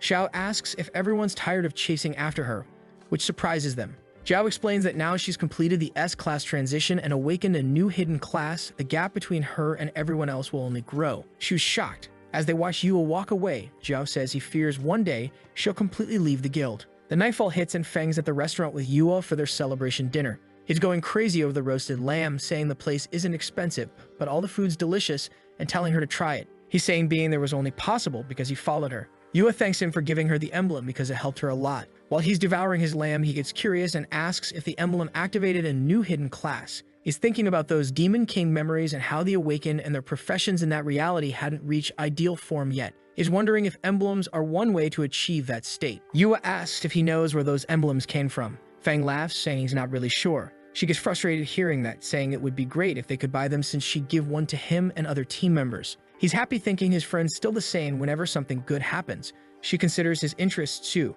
Yua tells him not to worry. She'll handle the emblem issue and asks him not to give up training since having extra self-defense skills is useful in dangerous times. She says once she finds an appropriate emblem for him, he might activate a new class too. Feng starts teasing her, saying it's hard to train alone and having her as a friend to protect him is enough. She gets shocked, telling him to stop joking since she's talking serious business. Then she suddenly feels uncomfortable pain. Feng gets concerned, asking what happened. She puts her hand on her arm, saying not to worry, she got slightly injured completing a mission. He offers to heal her, but she says she's already been healed. It was an S-class mission where the boss dealt tons of damage and she needs time to recover. Feng's wondering how difficult S-class professions are when his phone rings. Someone asks if he's named Feng, but he doesn't answer, just asks what they want and who they are. The caller has an aggressive tone, saying he doesn't need to know who he is, just answer where he got the emblem. Feng gets fed up and hangs up on the guy. Yua notices he's stressed and asks what happened. He says the caller asked where the emblem came from. She's startled, saying she didn't tell anyone outside about the emblem. Feng just picks up his lamb, telling her to let it go and eat in peace, but the guy still hasn't hung up. Feng picks up again, hearing the guy shouting, asking how he dared leave him talking to himself and saying he'll pay for what he did. Feng listens for the nonsense, then gets serious, thinking Yua's nearby so better not to draw attention and hangs up immediately. After eating and chatting, they leave the restaurant happy. Feng's holding his stomach, saying he's too full and has never eaten such good lamb. She's happy hearing that but gets concerned, asking if he wants a ride. He smiles, saying it's not necessary and says goodbye. Back home, he opens the door, feeling drowsy from eating too much but gets startled seeing his house ransacked and completely messy. Someone calmly approaches, asking why he took so long. Feng gets serious, asking if it was him who called earlier. Blondie starts laughing, saying yes, and that he told Feng he'd pay. Says if he'd answered honestly from the start, none of this would be happening. Feng asks who sent him. Blondie lets out a wicked laugh, asking how a mere lowly awakened dares speak that way, asking if he didn't have a teacher to show proper respect to stronger ones. Man, this is about to get ugly real quick. Before our boy could even think about kicking ass, another dude tried sneaking up behind him, but Feng's reflexes are insane. He dodges and counters with an elbow straight to the guy's nose, making him drop his dagger. The attacker slides down the wall, knocked out cold. Now Blondie is terrified, wondering what the hell just happened. Feng starts laughing, telling him to show some respect and calm down. Blondie is sweating bullets, realizing that he messed up and the intel was clearly wrong. There is no way Feng was just a one-star nobody. He's wondering how a 3-star assassin got wrecked by a mage using bare hands. While he's freaking out, he grabs his shuriken and notices Feng has over 100 points in all stats with crazy reaction speed and range improvements. Feng realizes he can handle situations easily without even using magic. Blondie throws his shuriken, but Feng dodges like it's nothing. Seeing that reaction, Blondie decided to make a run for it, heading toward the balcony to escape and jumping off. But Feng grabs his leg, preventing escape, and slams his face hard into the wall. After that, Feng orders them to clean up the mess they made, shouting they'll have to pay for the broken cabinet too. After cleaning everything, Blondie says they finished and all their belongings, including clothes, are on the table. Feng crosses his arms, saying that's fine, but he wants to know who sent them. With his face all battered, Blondie explains it was Master Jiao Cheng of the Lion Guild. Says Feng has a special emblem that's unique and can't be found anywhere else, so Jiao hired them to gather info about it. Feng gets intrigued, wondering if Jiao Cheng is the same mage from Yua's guild. If so, it wouldn't be surprising he pulled his crap. Then he gets excited with his sinister expression, thinking he won't be gentle since he still has a forbidden spell he hasn't used yet. Feng activates this ability called Soul-Seizing Darkness, using mental strength to control minds and briefly transform into a powerful projection. He targets the 2 thugs, making them scream in pain. Meanwhile, that bastard Jiao and the shield warrior are walking and talking. The warrior asks about the emblem and Jiao says with a serious look that he already sent someone to find Feng, and if he doesn't cooperate, he'll make him experience a fate worse than death. The warrior is startled, asking what happens if Yu finds out. Jiao says he can't worry about that. The warrior mentions it's a shame the mission didn't go as planned. Jiao starts remembering how originally he let the shield warrior face the boss to diminish Yua's momentum and scare her, then he'd step in as a heroic savior. But he never imagined she'd risk her life and defeat the boss herself. Suddenly someone appears out of nowhere. Jiao sees it's the guy he sent to gather info on Feng and gets angry immediately, asking why he showed up silently and if he managed to get the requested information. Feng, who is possessing Boldly's body, is pissed off about Yu getting hurt. The 2 idiots who did it are standing there all surprised when he asks if they're the ones responsible. But then this Jiao guy comes over and pats Blondie's face, telling him not to interfere. Our boy Feng goes full demon mode, grabs both their necks and lifts them off the ground. He's telling them they don't deserve to live for hurting Yu, but he's not going to let them die easily either. Then black flames everywhere. These aren't your regular barbecue flames, folks.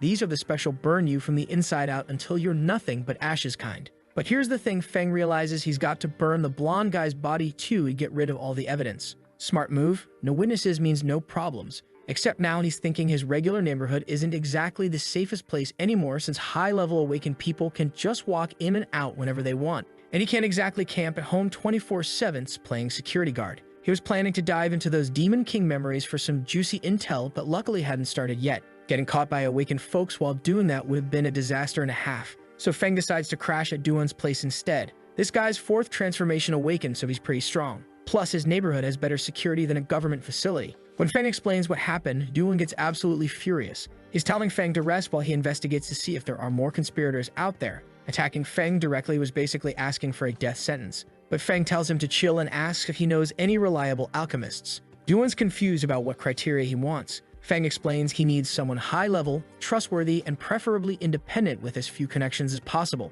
Duan knows some good alchemists, but they're all in big guilds already. That's a no-go for Feng because from the Demon King's memories, he knows those guild alchemists had produced some seriously superior potions. Unfortunately, he only got the recipes, not the know-how, so he needs a professional to break it down for him. Plus, guild alchemists are basically walking information leaks waiting to happen. Then Feng calls Yu, asking about alchemists.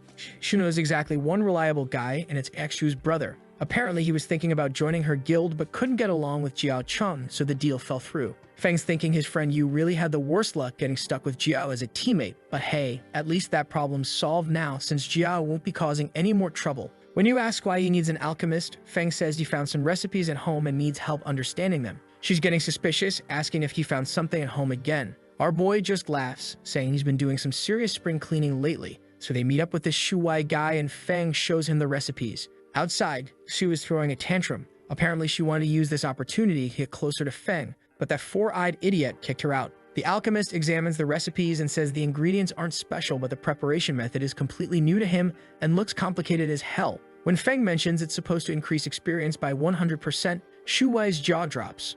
Regular experience potions on the market only boost by 40% max, and they cost a fortune. A 100% boost would have on and 2-star awakened folks leveling it like crazy. Feng just smiles, saying probably yeah, but he's not sure and can't exactly go around asking people about it. That's why he needs professional help to figure this out. So Shu Wei tells Feng to wait a minute because he's heading upstairs to run some experiments. The three of them are just chilling and talking when suddenly they hear this weird noise from above. Everyone's getting concerned, wondering what the hell is happening up there. Shu decides to investigate and climbs the stairs. She gets up there and sees something jumping around. Turns out it's her brother's experimental slime. Just as Yu and Feng come up to check it out, a burst of flame shoots right in front of them. Everyone's standing there like, what the actual hell just happened? They rush over and find out that it's that idiot Four Eyes who is celebrating. Shu Wei's absolutely thrilled, saying the potion actually worked and leaving the girls completely confused. He explains that he drank a bit of the prepared potion and tested it on the slime. The experience boost is legit 100%. Feng's thinking if this recipe works, then the others definitely will too.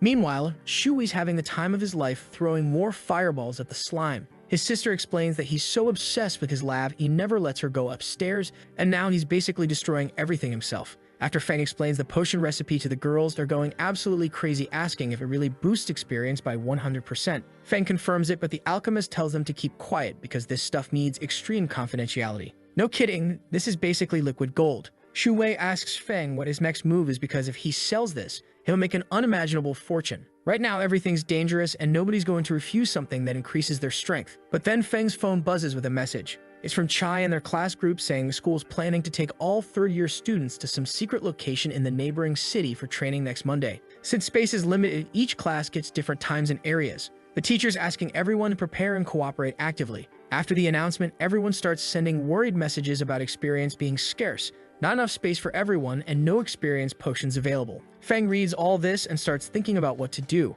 Then he gets an idea. He'll use the experience potions on his companions first, then sell them to others later. Shu asks if she's considered one of his companions. When Feng says yes, she gets super excited, saying that she and Yu will be his bodyguards in the future. But Feng's still thinking strategically. He knows that once such a sought-after item hits the market, it's going to cause massive impact and profit opportunities. The problem is, greedy flies like Joe Chum types will probably swarm in large numbers. To keep things peaceful, it's better to first strengthen the people around him to support his power base, because when someone shows up with bad intentions, that's when it'll be time to act. Feng remembers the Berserker guy from their guild, and just for your info, this dude is named Zhou Jiang Shu, who's apparently stressed about getting into university. Man, even in fantasy worlds, these kids are worried about college applications. Feng's thinking this guy's pretty talented and could be useful. Then we get Shu Wei coming up to Feng, asking if he can call him brother and begging for more recipes. Feng hands over another recipe and Four Eyes starts reading it and freaks out. Poor guy only recognizes 2 ingredients and realizes he's way out of his league. Feng's having that light bulb moment. Oh right, these are recipes from a different world.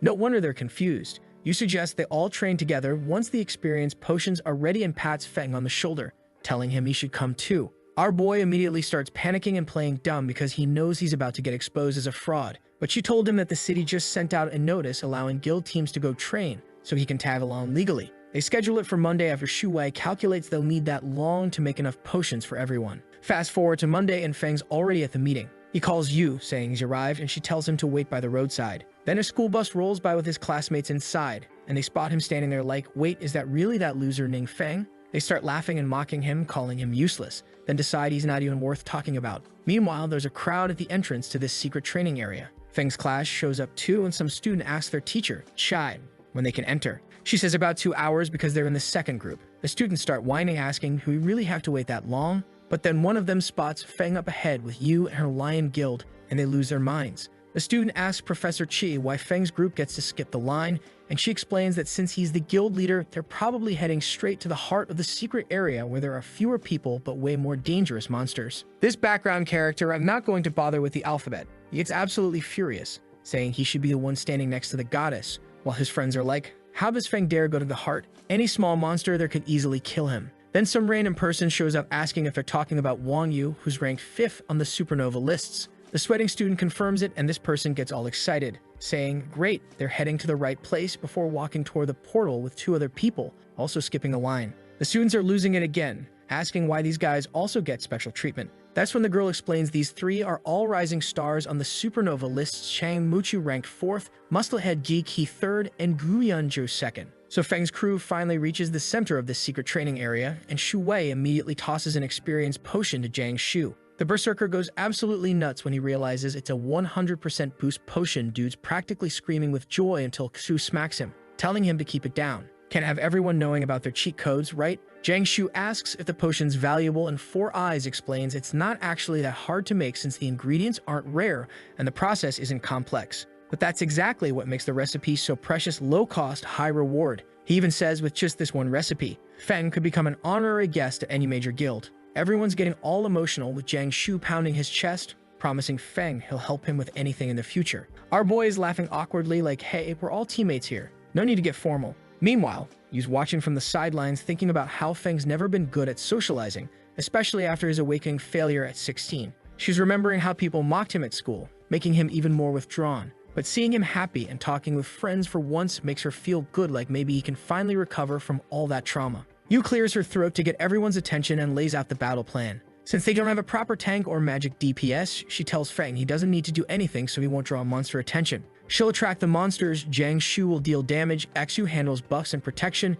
and Shu Wei throws potions as needed. Everyone agrees, but Feng's internally frustrated because this setup will slow his progress significantly. Still, he decides to cooperate out of respect, thinking he can always use his forbidden curses later when he's alone. The action kicks off with Yu grabbing her bow and shooting an arrow that creates a massive explosion, drawing all the monsters toward her. Shu buffs the berserker, who slams the ground, sending a shockwave at the approaching monsters. Shui starts chucking experience potions left and right, getting excited as his experience shoots up. He's thinking if this keeps up, he'll be able to make new potions soon. Both Xu and Jiang Shu are celebrating, thinking they might actually reach the second stage before entrance exams and get into top universities with Yu. Everything's going great until they hear this weird noise from a nearby cave, and that's when the party crashers arrive. Hu Yunju lets out this sinister laugh and apologizes for interrupting, but says he couldn't help himself after hearing someone who hasn't even reached the second stage talking about getting into prestigious universities.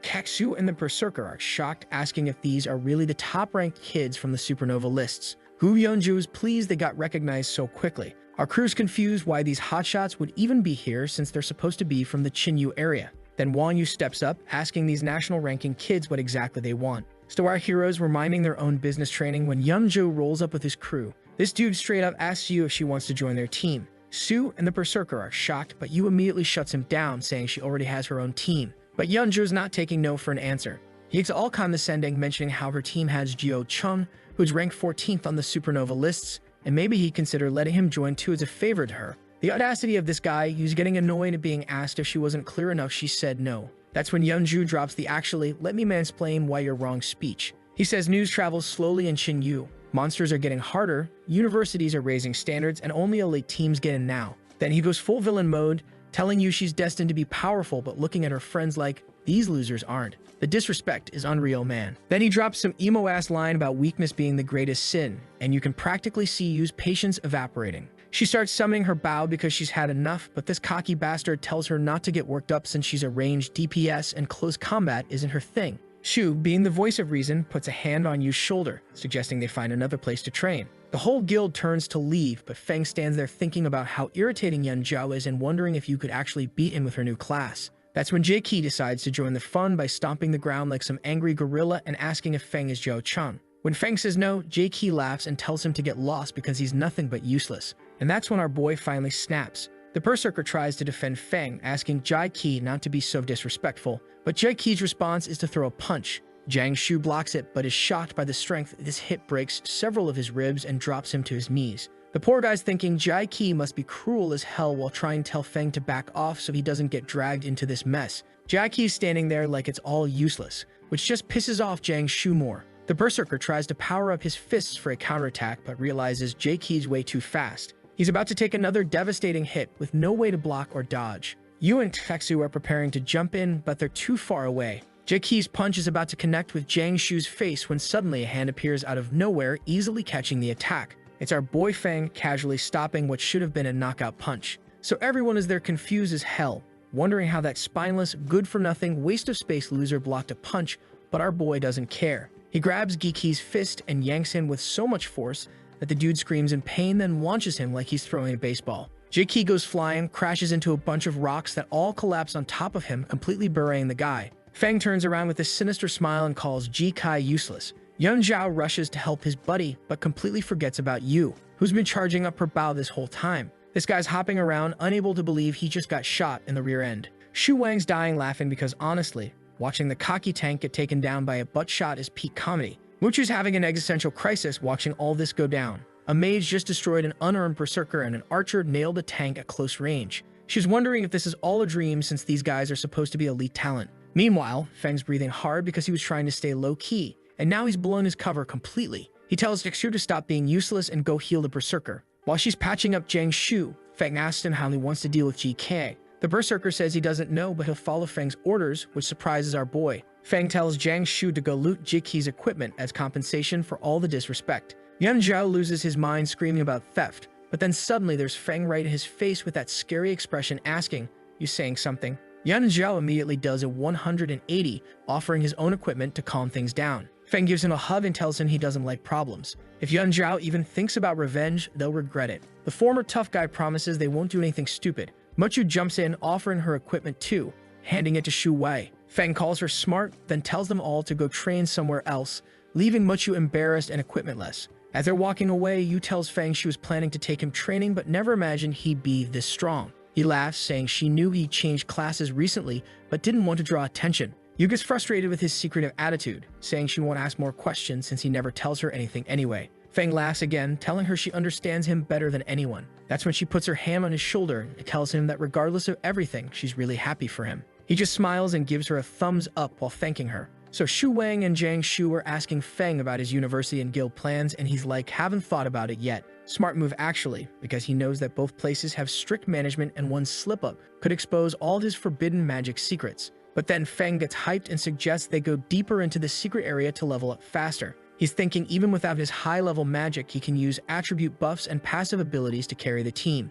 The scene shifts and Feng's at Duan's place, complaining he only gained 1 level after days of hard work. Dude's been spoiled by his forbidden spell power leveling, and now regular grinding won't work for him. He's thinking about how normal people like you take 2 years to reach level 60, and maybe he should just apply to a local university instead of stressing about the elite ones. Then Feng has that millennial moment, if I'm stronger but still have to work as hard as everyone else, what's the point? So he decides to be lazy for a few days, gaming with Duan, sleeping in and eating out. Living his best slacker life until reality comes calling. His phone rings and it's Shin telling him about an upcoming auction with good items. The new Master Tang wants to know if he's interested. Feng's bored enough to say sure, and Shin promises to have the item list ready for him to review. Cut to the meeting where Master Tang Yikai introduces himself as an appraiser from some fancy trade exchange. He's being super humble, telling Feng not to be formal, but internally he's thinking about how the mayor specifically told him to treat Feng like royalty. Shin hands over the auction list and Feng starts scanning through it, looking thoughtful. Most of the mage equipment potions are useless to him. Master Tang's getting nervous watching Feng flip through everything so quickly,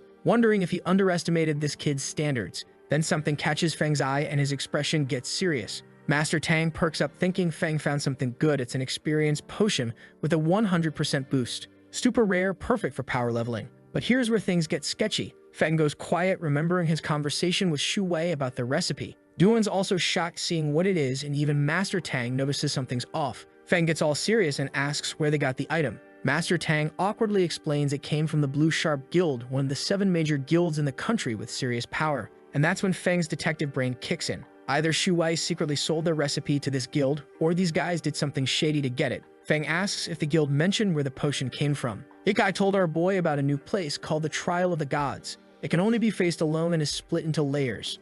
Every 10 layers you get a reward. One of those rewards was the formula. Duan says it's his first time hearing of it and wonders if this is another weird instance of change. He points out that usually you have to register with the county office first. Feng starts thinking maybe Shu Wei ran into trouble, but he also feels this Trial of the Gods sounds amazing. Right then, his system message pops up and slaps him with a mission. Use the power of the trial for his own game with a time limit of 60 days, and if he fails to do so, then he won't be doing anything else because he'll be dead.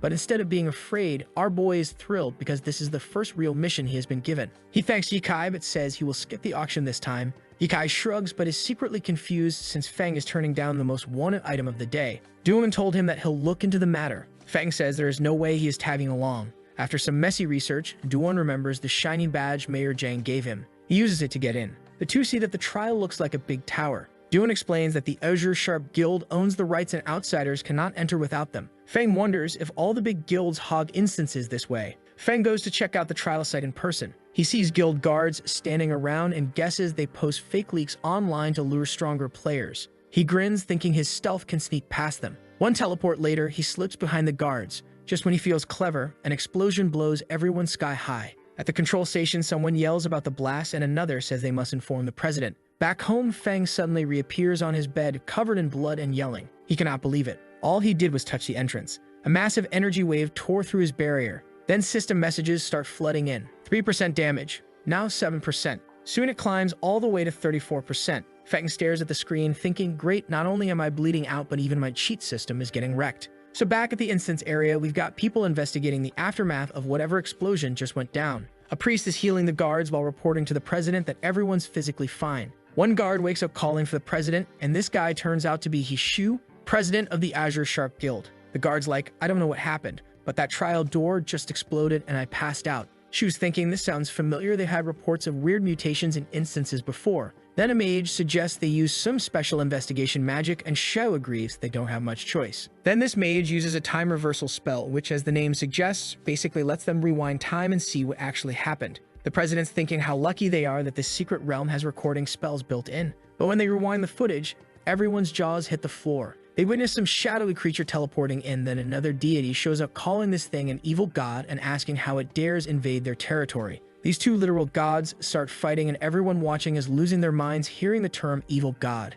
The other deity gets furious, saying the mysterious guy escaped again and they need to find him before he destroys the world. The scene shifts and Shu's showing this footage to all the other guild presidents. Liu Yingjun confirms this is their first proof that deities actually exist, and based on the spells being cast, we're talking forbidden enchantment level magic, the legendary stuff. Arc from the Epoch Guild asks if it's true that completing trials gets you deity recognition and gifts. Shu confirms it but says they never expected actual gods to show up to the party. Then Yuling Hu from the Chuan Shu Guild says that those forbidden spells are strong enough to destroy deities, which is definitely not good news. Liu Yuning from Wangshu Guild basically says if a god wants to destroy the world, they're all in serious trouble. But Wangbo from the Illuminati Guild has an idea if they can get deity gifts from completing trials. Maybe they can get forbidden enchantments to fight back. Zhang Yanuan from the Blazing Guild thinks it's worth a shot. Meanwhile, Shu's getting suspicious because all these guild presidents are suddenly very interested in his trial of the gods. He tells them they can all participate if they want, but makes it clear the creatures and objects and they are extremely powerful and none of them are strong enough to handle it with their current abilities. So we've got all these guild leaders having an awkward silence moment until Ying Zhen asks Lao if he has any bright ideas. Lao's basically like, what ideas? You guys are supposed to be the skilled ones here. Then he gets upset, saying the only thing they care about is protecting themselves from mutants. And when his apprentice reported an anomaly in Qinyu, nobody gave a darn. But now suddenly they form investigation groups that cause more problems than they solve. Lao says how if it wasn't for the mysterious big shot in Qinyu, they would have been guilty of harming innocent people. Yin Zhen can't even look at this guy, telling him to calm down because his head's on fire again. Yuning's thinking about how Lao's dark power usage has made him worse and he was supposed to be retired. Ying Zhen gets serious and asks Lao to have his apprentice show the investigation video to the mysterious big shot of Qinyu, hoping this powerful guy might know something. Lao sarcastically asks if they only remember his apprentice exists now. Ying Zhen bribes him with 2 crates of good wine and promises his apprentice will get a commendation, which finally gets Lao's attention. Cut to Fang at Duan's house, staring at his system. There's a new mission called Don't Worry. It's something small like a tiny little thing with the goal of reaching the second transformation and repairing the system in 60 days. The penalty is, well, obviously very bad. Fang's like, something small? Something small. His system's basically trolling him at this point. He walks to the living room and finds several people there with Duan. Lao stands up, asking if he's Ning Feng, and after introductions, we learn this old guy is the former head of Solitary Shadow and current director of Adventurer Management. His apprentice Miss Jing is there too, responsible for Solitary Shadow in their province. Then Lao drops the ultimate troll question. He asks if Feng is the Scarlet Flame Death God, nearly giving our boy a scare before laughing and saying he's joking. Feng's reading this guy's aura, thinking he's definitely one of the top 3 strongest people alive, with tons of merits from developing secret areas and dismantling evil groups. Lao presents Feng with 5 million crystals and 200 advanced experience potions as a college entrance exam gift, and Feng can't believe the amount. But then they get to business. Jing shows the video of the trial where the deity calls someone an evil god.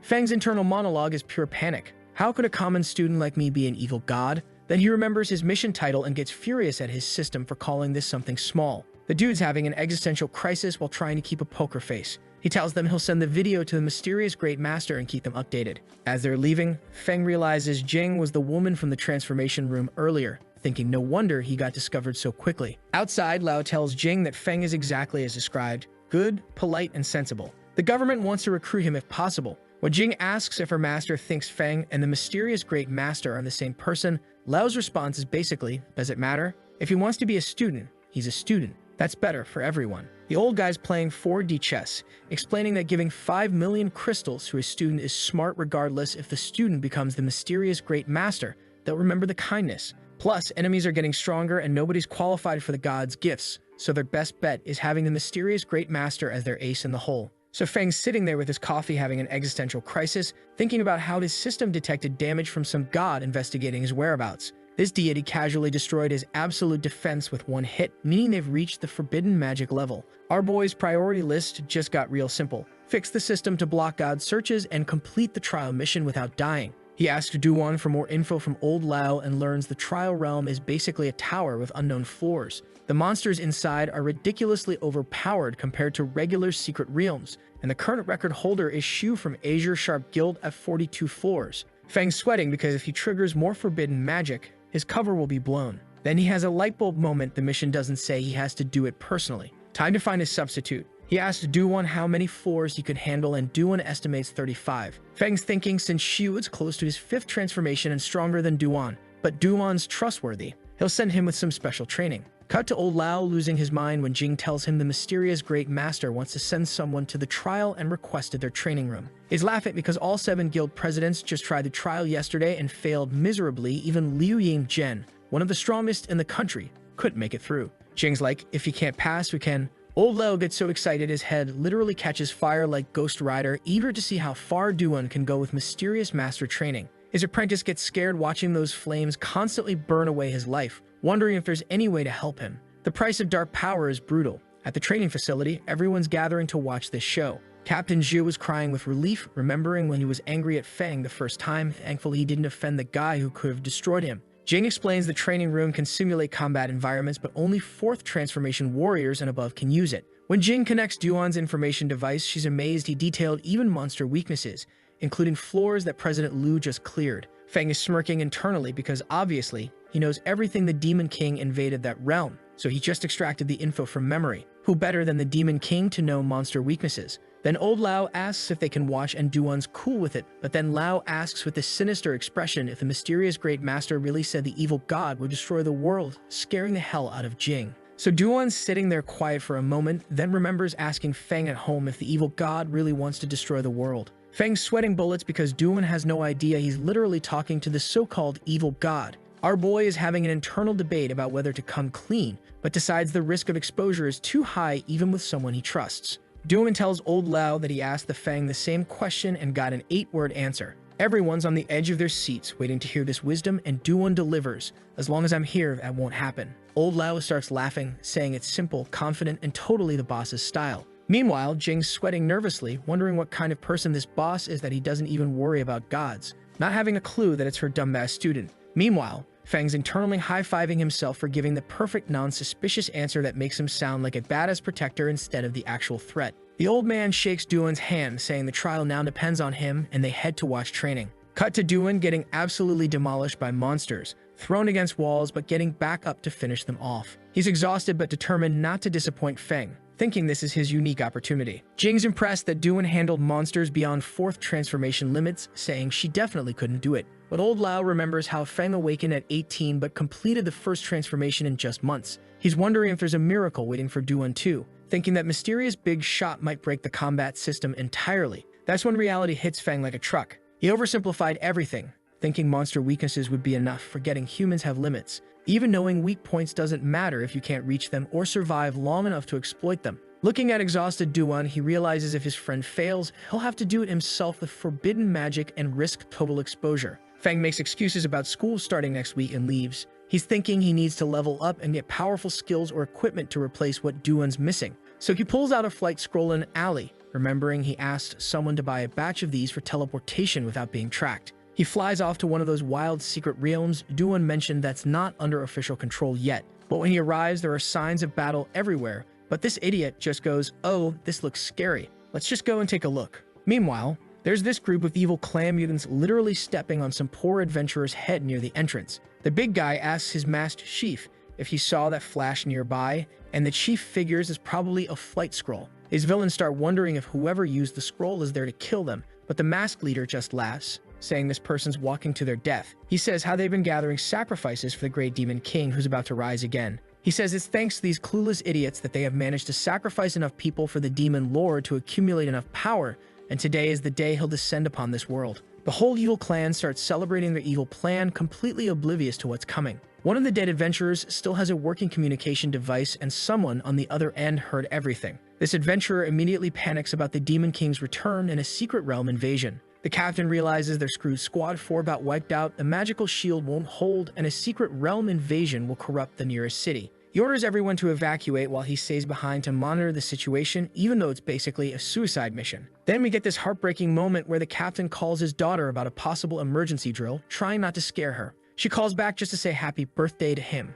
and the poor guy starts crying because this might be the last time he talks to her. On their way back, his team notices dark energy echoing and realizes the invasion's starting, worried about leaving their captain. Meanwhile, the evil clan is getting hyped, thinking the Demon King's about to bless them with more power. But here's where it gets hilarious inside the secret realm. Feng just casually used his extreme cold forbidden magic and froze everything solid. This skill apparently summons an infinite ice disaster that sweeps through worlds, so now he's walking around smashing ice coffins, having the best time of his life while being happy that these monsters give great experience, and he just hit level 37. One of the monsters he casually froze was the Demon King everyone's been waiting for. The evil clan's outside celebrating their king's return, while their great Demon King is currently a popsicle thanks to our oblivious protagonist. Feng's just browsing his system for new skills, completely unaware that he just accidentally saved his city and ruined some villain's entire master plan. Then his system window pops up saying he could choose a new skill. Outside the portal, something starts emerging from the portal, and the entire evil clan drops to their knees, expecting their great Demon King.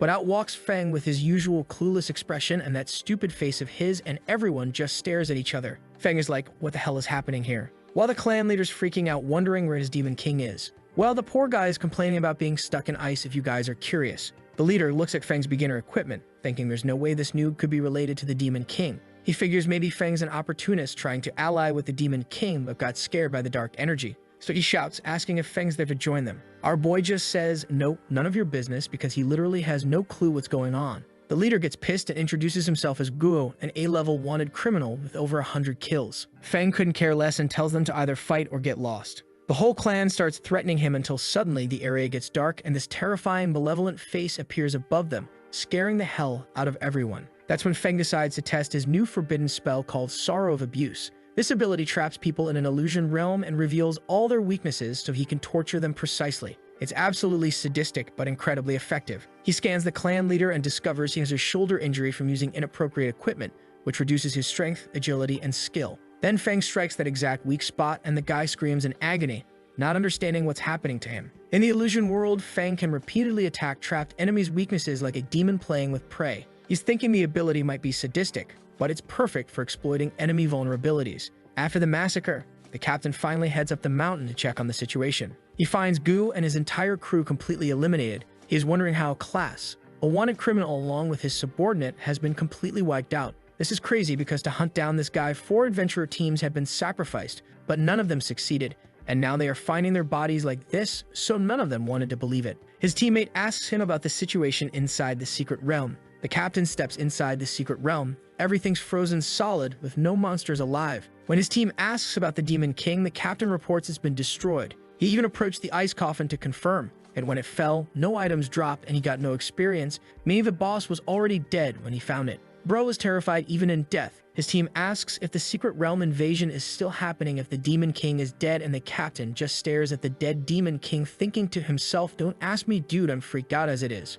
Feng gets back to Duan's place and calls him to come home from training. Poor Duan shows up saying he's stuck at level 45 and feels like he's disappointed Feng. But our boy is actually cool with it, telling Duan the real goal was just understanding the trial situation. He promises some intense training next week, which gets Duan all excited, asking what he wants for dinner before running off. Feng's just watching his friend's enthusiasm and sits down the game. That's when he gets the most unexpected message ever: old man Lao asking to play together and claiming he's great as a level 6 tank, apparently. Feng's like, did someone hack this guy's account? Until he gets an audio message confirming it's really him. Turns out the old flamehead plays with his grandson, who's busy with entrance exams. They team up, win a match, and Lao suggests Feng could play with his grandson sometime since they're the same age. Feng agrees, thinking this relationship could be useful for his future plans. Then Lao drops some intel about 3 major universities organizing a training camp to select students, with 2 spots still available. Feng realizes that while forbidden spells are powerful, if he has to fight gods without combat experience, he's screwed. So he accepts the offer, and Lao reserves both spots in case Feng wants to bring a teammate, looking at his grandson's picture. Old Lao says you two have a lot in common. Who knows, you might even become good friends. The scene shifts to school, where everyone's complaining about raised university standards and how even current students are failing assessments. One classmate gets salty, pointing at sleeping Feng and asking if 3-star awakened people are the same as lower ranks. Then Teacher Chi announces a new student, and all the boys immediately lose their minds when Chai Muchu walks in. Feng wakes up remembering this is the girl who caused trouble in the secret realm, the one whose equipment he basically stole after her team got demolished. Everyone's asking if she's really 4th ranked on the supernova list and from a prestigious big city school. Then she asks to sit next to Feng, and the teacher thinks it's a great idea. She walks over and sits next to Feng, and the entire boy group just wants to beat up Feng, cursing Feng and wondering why all the beautiful girls are attracted to this bastard. So in the principal's office, Principal Zhang is losing his mind, asking Principal Feng what dirty tricks he used to steal Chang Mushu from his school.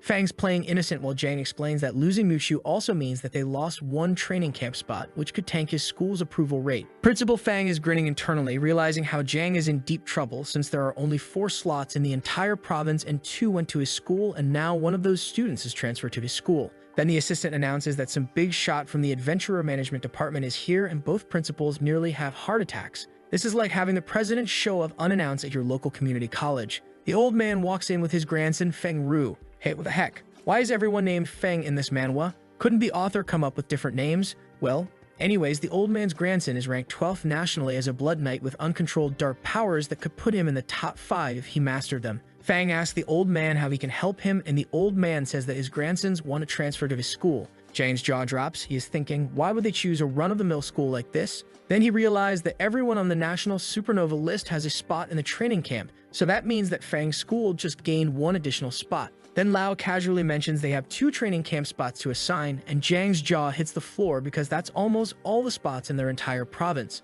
Feng doesn't waste this opportunity to rub it in Zhang's face before kicking him out. He was basically like, hey, can't you see important people are talking, so go away, man. His face here is hilarious. Then Feng cuts to the chase, asking if the spots are really for Ning Feng from 3rd year class 2, since the kid only recently awakened. Lao just says it's up to the department and Feng shouldn't question it. The principal's thinking about how the Adventurer Management Department operates independently of the 7 great guilds with massive influence, wondering how the hell Feng connected with this guy. Back in class, Feng is confused seeing all his Lion Guild friends transfer to his school. Shu cheerfully explains they wanted to be closer to him, and mentions they tried to get Zhou Cheng too, but he declined so she got his spot. Wang Yu and Mushu are having some kind of intense stare down, probably sizing each other up as romantic rivals. The Berserker's excited to meet Lao's grandson, and Feng Ru's being all polite, saying he hopes for everyone's support. Meanwhile, Muchu's panicking, thinking she's not the only one interested in Feng and needs to step up her game. She's prepared some gifts but needs the right moment. The rest of the class is watching this group with pure envy, wanting to know how Feng assembled this ridiculously impressive squad. Even without him, this crew would be the most stacked group in any high school nationwide. Feng's thinking things just got more exciting, but he's curious why Zhou Cheng turned down a training camp spot and why nobody seems concerned about his disappearance. So since we thought about Zhou, we cut to that bastard's house. His father's sitting there all worried while a guard reports there's still no news about the missing young master. His dad had hired some experienced investigators and managed to get Zhou Cheng an extended school leave under the guise of special training. The school thought it was wasteful to give up the training camp spot but didn't ask too many questions. Then things get sketchy. The father heads to Zhou Cheng's room and taps on a wall image that opens a hidden door. He enters this secret room with a dark altar, looking suspicious as hell. Either this family is into some occult stuff or dad knows way more about his son's disappearance than he's letting on. Back at school, it's gift exchange time. Ru Feng pulls out his skill book for summoning water elements, super rare and valuable. Muchu counters with Blade Enchantment Book for battle mages, another rare profession skill. Both are trying to impress Feng with premium presents. But here's the problem, Feng can't actually learn either skill because when he tried to enter a secondary secret realm to unlock new skill bars, the system blocked him for not having a 5-person group. So he's sitting there with these amazing gifts he literally cannot use. Instead of being awkward about it, Feng goes full power move and pulls out 40 advanced experience potions, giving 20 to each of them. Muchu's like, isn't this exclusive Azure Guild treasure? Rue is thinking about how these potions are highly valued at the auction house and are rarely available, and the fact that Feng has 40 of them means that this guy is actually someone super important, and then suddenly the conversation shifts to thighs. Yu walks up to our boy saying that she also has a gift for him, and then she pulls out a shiny new potion that Shu Wei refined. She hands over the potion to Feng and our boy is really impressed with what Four Eyes has come up with. Cut to Duan's house, where Duan is wondering if Feng forgot about the promised hellish training since he hasn't mentioned it. Feng shows up early explaining training camp students get flexible schedules, then hands Duan a nourishing potion that heals accumulated internal injuries. Feng told him to drink the potion first and then they'll start the training.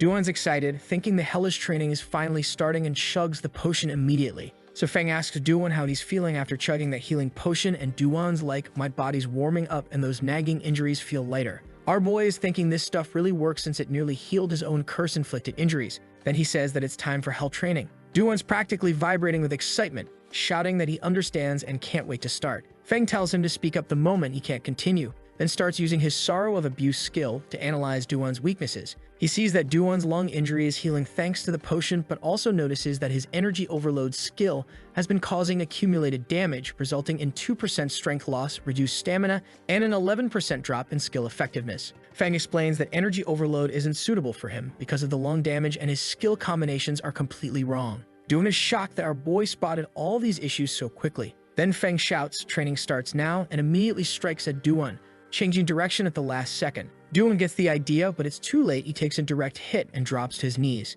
When Feng asks how he's doing, Duan says he's fine and can continue. Feng's thinking about how his previous test subjects helped him learn to use this skill without completely destroying someone's consciousness. The pain's unavoidable, but at least Duan won't lose his mind. Despite the agony, Duan gets back up, thinking his boss is probably the only person in the world who can make him stronger, and he's not wasting this opportunity. After some intense training, we cut to Duan in the actual training field facing a demon. But now he's like a completely different fighter, dodging effortlessly, leaping onto the demon, spinning in the air while concentrating energy in his dagger, then driving it into the demon's back. The thing roars in pain and Duan finishes it off easily, grinning and asking for the next stage. Jing is shocked, saying there are no more stages. They used up all the monster information Duan provided. That's when our boy collapses from exhaustion, but he's overwhelmed with happiness, crying because his master's training let him clear the entire training field. Old Lao can't believe what he's witnessing. Elevating a 4th transformation warrior to this level in just half a month is basically impossible. He calls it a miracle and says the agency definitely needs to maintain good relations with the mysterious great boss. His head starts heating up again, and when Jing worries about him, he laughs, saying reaching his age as a transformer is already a blessing. Jing's thinking the old man sends grandson to study in Xinyu to pass the torch, but she's still concerned about the dark power's price constantly burning away his life. She wonders if the great boss might have a solution. Lao looks thoughtful, watching Duan on the ground, and says they'll discuss it later. First, they need to get Duan ready for the secret realm trial. So if a sharp blue guild, Lao and Duan arrive at this massive reception with Liu Yingzhen introducing himself as the Waiyu guild leader. He's got all 7 guild presidents lined up behind him. Duan's thinking these are all 5th transformation warriors or close to it, and not even his master could gather this kind of crowd for a meet and greet. He realizes the divine apparition incident really shook everyone up, and the only person who stayed calm facing actual gods was his master, which is why the guy deserves his legendary status. Meanwhile, Shu's confused why Ying Zhen is making such a big deal about welcoming a 4th transformation warrior, especially since Ying Zhen just surpassed the 5th transformation himself. He's getting stressed, thinking all these old foxes are just using the secret realm as networking opportunities to benefit themselves. Then they head straight to the portal, and Shu tells Duan that everyone admires having a strong person there and hopes he can show his strength. Duan's not really paying attention and just says sure thing because he's got more important stuff on his mind. That's when he sets up his phone on a tripod pointing at the battlefield so Feng can watch everything remotely. All the guild leaders crowd around the phone, wanting to know if the mysterious great boss is really going to watch them. Cut to Duan's house, where Feng's chilling on the couch watching this whole thing unfold. He comments on Duan's impressive speed as his friend starts delivering rapid-fire attacks that leave everyone stunned. Ying Zhen's like, his abilities are incredible, his speed multiplied several times, while Shu's asking if Duan's really only in his 4th transformation. They're watching this guy move so fast he's already surpassed President Liu's performance. Then Duan faces this massive demon, but instead of being intimidated, he casually finishes it off without breaking a sweat. The system congratulates him for successfully completing the trial, and everyone's jaws hit the floor because nobody expected him to actually pull it off. But here's where it gets wild, folks. Duan looks up and sees this bright light as the system informs him he's received the blessing of the gods as a first completion reward, which turns out to be a forbidden spell from actual deities. All the guild leaders lose their minds learning that god blessings are literally forbidden spells. Shu's having a complete meltdown, realizing this is a first completion only reward, meaning nobody else can get it now. Since it's his secret realm, he thinks that reward should have been his. Then comes the plot twist that's both hilarious and tragic. The system scans Duan's body and tells him his profession level isn't advanced enough to learn the forbidden spell. So Duan's standing there confused about why he can't learn the forbidden spell, and old man Lo's equally baffled. Meanwhile, Feng's watching through his phone, thinking back to the Demon King's memories, realizing that professions in this world haven't reached their ideal form yet, which is probably why Duan got cock-blocked by the system. The system decides to be helpful and adjusts the reward to an emblem of divine grace. Instead, the system explains he's got 3 different profession paths to choose from, all blessed by the primordial Holy Spirit of the 12 gods. The options are pretty sick though. First is Spiritual Sword Master, controlling swords with life energy for decisive, deadly strikes. Then Supreme Combat Saint, never using external items, just pure martial arts with devastating punches and kicks. Finally, Celestial Warrior masters various weapons while analyzing enemy skills during battle. Since Duan uses a dagger, he goes with Spiritual Sword Master because it makes the most sense. After selecting his path, he gets the Emblem of Divine Grace, which gives him permanent stat boosts 4 points each to strength and endurance, plus 80% faster vital energy recovery. The system explains this thing contains fundamental universe rules and tells him not to be scared, just focus on absorbing it. But here's where everything goes completely insane. As Duan absorbs this divine power, the sky lights up with a global system message announcing that someone completed the God's Trial at world-class difficulty with a divine emblem drop rate between 0 and 1%. This wasn't just shown locally, the entire world saw this announcement. People are grabbing their phones, recording this cosmic notification, and wondering what the hell just happened. Feng looks out his window, seeing the message, and gets a system notification asking him to complete the secret realm and use its power to his advantage. Meanwhile, at the trial site, all the guild leaders are panicking about the world-level difficulty announcement. Ark mentions people everywhere saw the message, confirming it was global. When Duan exits the portal, every guild president rushes toward him. Yin Zhen thinks Duan's strength can't be measured as a 4th transformation anymore and believes the entire global evaluation system will be revolutionized because of him. They're all trying to recruit him Illuminati Guild, Epoch Guild, and Wayou Guild. Everyone wants a piece of this suddenly legendary warrior. But Duan just smiles and politely declines, saying he's not interested in joining any guild right now. He heads home and excitedly tells Feng he succeeded without disappointing him. Our boy congratulates him, saying it was all thanks to his efforts. Then Feng sketches the emblem design, asking if it matches what Duan saw. Duan nods, saying it's the same shape, and asks if Feng knows about these emblems. Feng casually mentions he got one after completing a mission and gave it to Wang Yu like it was no big deal. Duan can hardly believe his master gives away divine items like candy, feeling like his efforts still aren't enough. But Feng's mind is racing with bigger concerns. If the emblem is formed by divine power, and he possesses divine power too, maybe he can obtain emblems in common domains. More importantly, they just learned about the 12 gods and are wondering if they'll have to face them all. Duan explains that all of the 7 major guilds are already mobilizing to hunt for more trial secret realms after seeing his divine emblem success. All the guilds are going to get involved in this treasure hunt, which means things are about to get very competitive. Feng's brain immediately goes to strategic mode, wondering if the system considers trial completions as missions and whether he could control the people who pass. But then he realizes the real problem. Sure, divine emblems are nice, but the forbidden magic rewards are the actual threat. If that kind of power falls into enemy hands, it becomes a serious danger to him. Plus, exposing his existence to the gods would create even bigger headaches. Feng is contemplating how to ensure only his people pass these trials when Duan interrupts, saying he has something else to share but isn't sure if he did the right thing. That's when we get the juicy backstory about what went down at Azure Sharp Guild. Turns out, according to their contract, all trial rewards were supposed to go to Azure Sharp Guild. Duan handed over the item drops but explained he couldn't give them the divine emblem since it was already absorbed. Shu got furious, demanding the emblem, but only had the courage to threaten Duan in his head. The guild leaders were amazed by the high-level items, especially this forgetfulness potion formula that can remove specific skills and free up skill slots. Since leveling up is difficult and skill choices determine your future, this potion is basically a reset button for your entire character build. Shu's thinking this could change the world just like the experience potions and if they monopolize it. Azure Sharp Guild could surpass official guilds by attracting powerful people. When Shu demands secrecy about the formula, Duan casually mentions he's seen this exact formula before from the great mysterious boss. Everyone's jaws hit the floor because they thought first completion rewards were unique and unprecedented.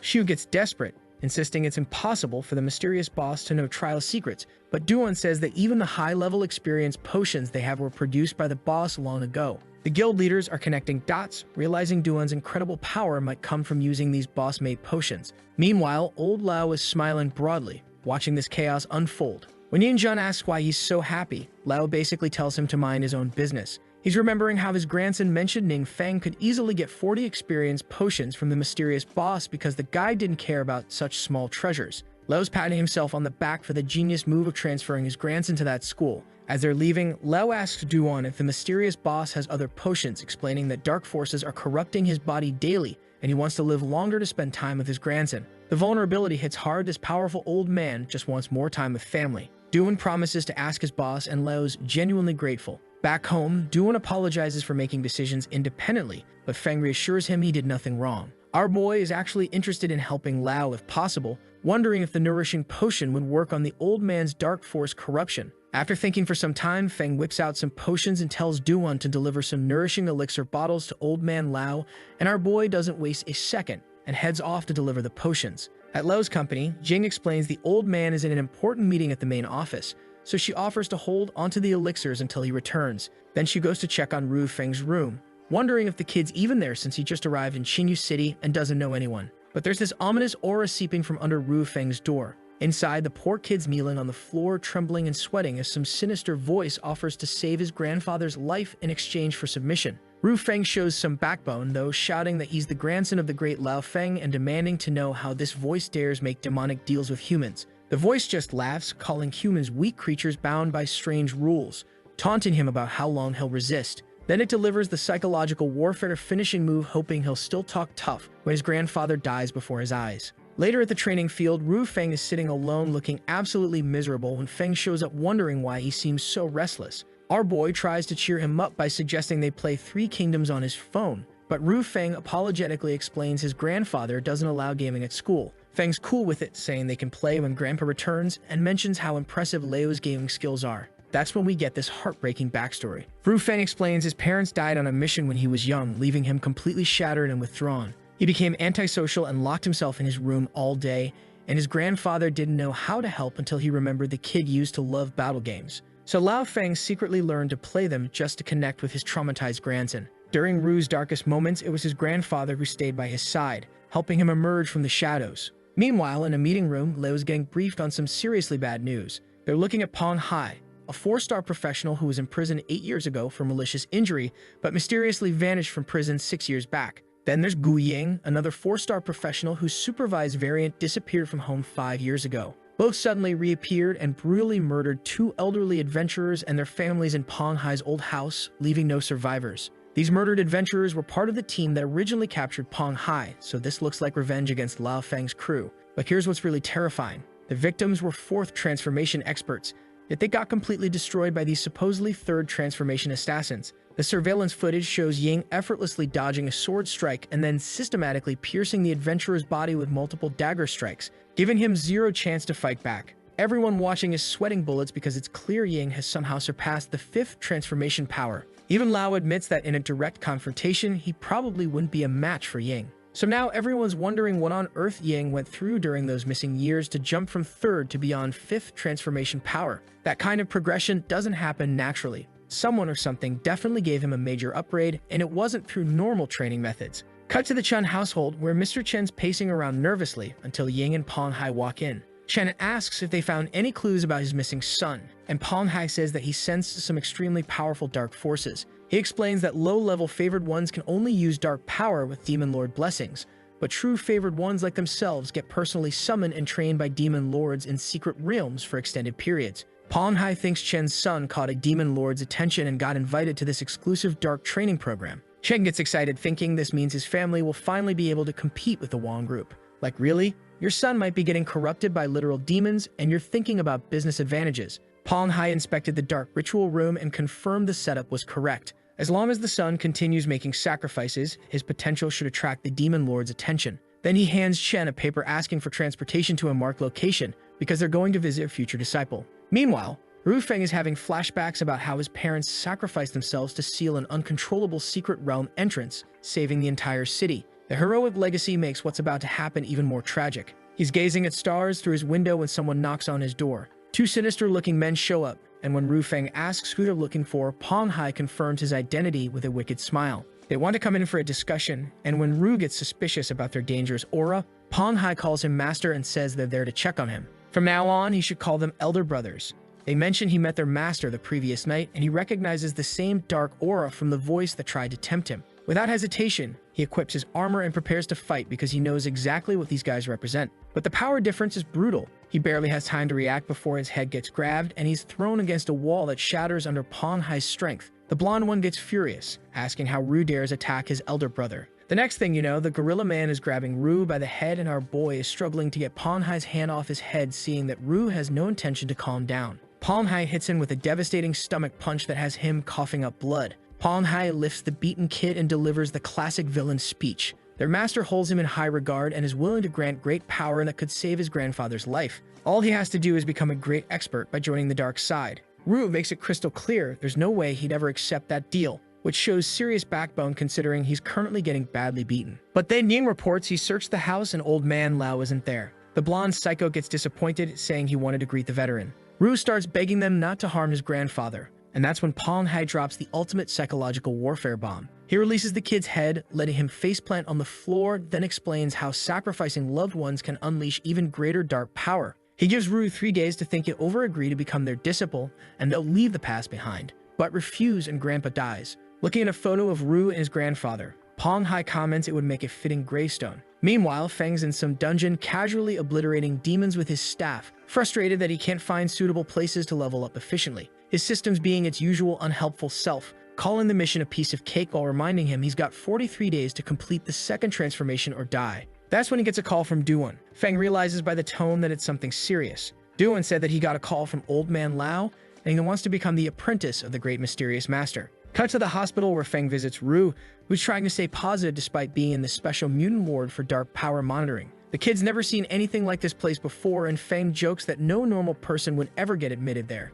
At hospital reception, Lao is showing photos of Pong Hai and Ying, explaining their extremely dangerous threats to public safety. The government's taking this seriously but has no viable solutions. He mentions holding on to hope that the mysterious boss agreed to his proposal, and Duan clarifies it's not about taking disciples, but finding opportunities to help with training. Feng apparently prefers a peaceful life, but doesn't want evildoers getting away with murder. The old man asks what the boss needs, and Duan explains he wants an independent training space, secret, discreet, and convenient. Plus, the old man could undergo special training there too. Lao agrees to provide a satisfactory answer quickly, but then they hear noise and rush toward Ru's room. Turns out those bastards Pong Hai and Ying are in the hospital room with a fruit basket, acting like concerned visitors. The blonde one apologetically says it was his fault for being rude and putting Ru in the hospital, so he felt guilty and came to check on him. Seeing these bastards, Grandpa goes full Ghost Rider mode, ready to burn them alive. Pong Hai turns and asks the old man if he's planning to fight them in a place like this. At this moment, Lao wants nothing more than to kill these bastards,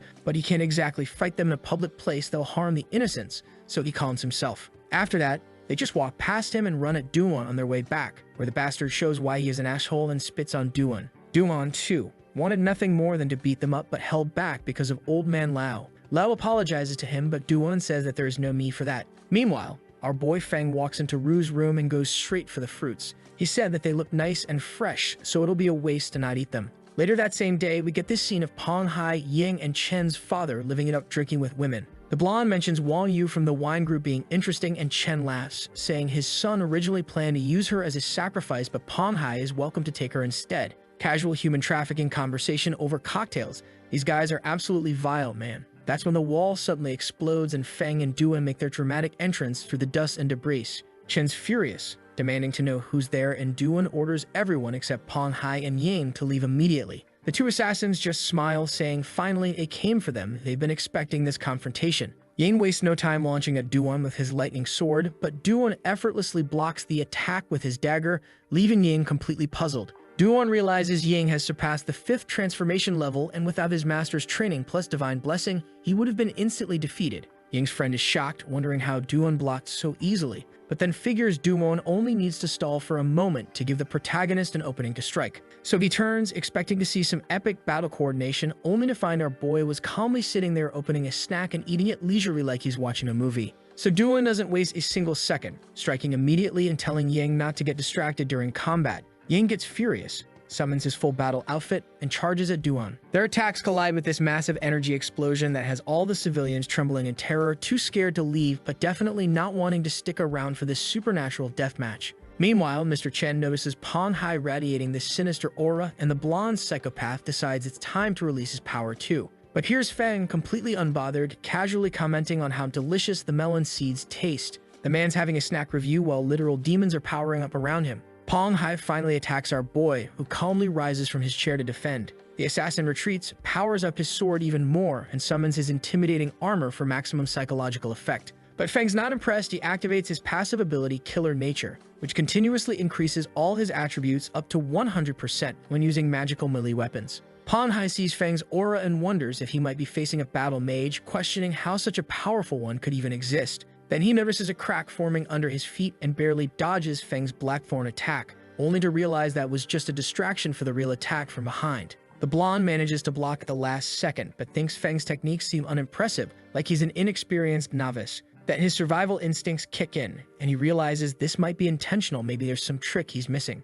So he stays alert while delivering another powerful blow, but Feng just waits patiently, defending against the first, second, and third attacks until he spots an opening and strikes at Pang Hai's neck. The assassin blocks but can't stop Feng from relentlessly attacking his entire body. That's when Pang Hai realizes something seriously wrong. The protagonist is getting stronger with every moment of combat, which is exactly what that passive ability does. Getting cornered, Pang Hai desperately shouts for Feng to wait, wanting to negotiate. When Feng decides to humor him and listen, the assassin suggests they sit and talk since they're both powerful, with no need to fight to the death. Feng says there's nothing to talk about, the situation is beautifully simple. Pang Hai dies and he lives. This infuriates the blonde, who calls him arrogant, claiming that in his master's eyes, Feng is nothing but an insignificant insect. That gets Feng curious, wondering if the master might be the demon king from the secret realm. Pang Hai confirms it and starts this intimidating monologue about how his master is beyond human comprehension, has killed countless demon kings from various secret realms, and enjoys crafting ornaments from powerful enemies' bones.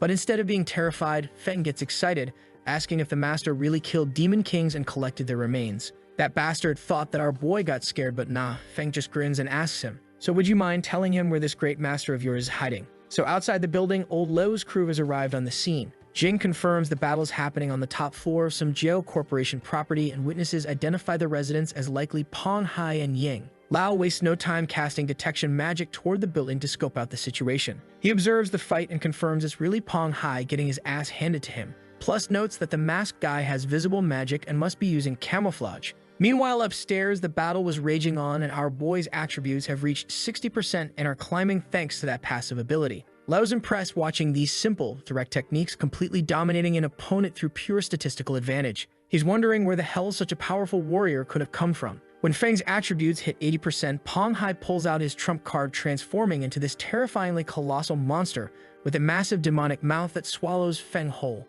The blonde's thinking he never imagined anyone could force him to use this technique, though he knows it comes with serious costs. Old Laos watching this monster transformation are like, holy shit, the battle intensity just went through the roof. Meanwhile, Duan's still casually fighting Ying, who asks if he's worried about his partner getting devoured. Duan says that Ying doesn't need to concern himself with his master because he isn't qualified to do so. Then he slashes Ying, who can't dodge the quick attack, adding that Ying's apparently unqualified too. That's when Mr. Chen starts cheering about how amazing Pang Hai is and how these small fry aren't even opponents for him. Without mercy, the monster slices Chen in half right in front of the terrified women, then comments that Chen was the useless one. Releasing even more power, Pang Hai declares that since he transformed, he might as well devour some stronger enemies. He looks directly at Lao's observation orb, which terrifies the old man when he realizes he's been discovered. Just when this bastard was about to drop his villain monologue, a massive explosion erupts from within Pang Hai, leaving him completely confused about what's happening. Then Feng emerges from inside the monster and Pang Hai collapses with his stomach completely ruptured.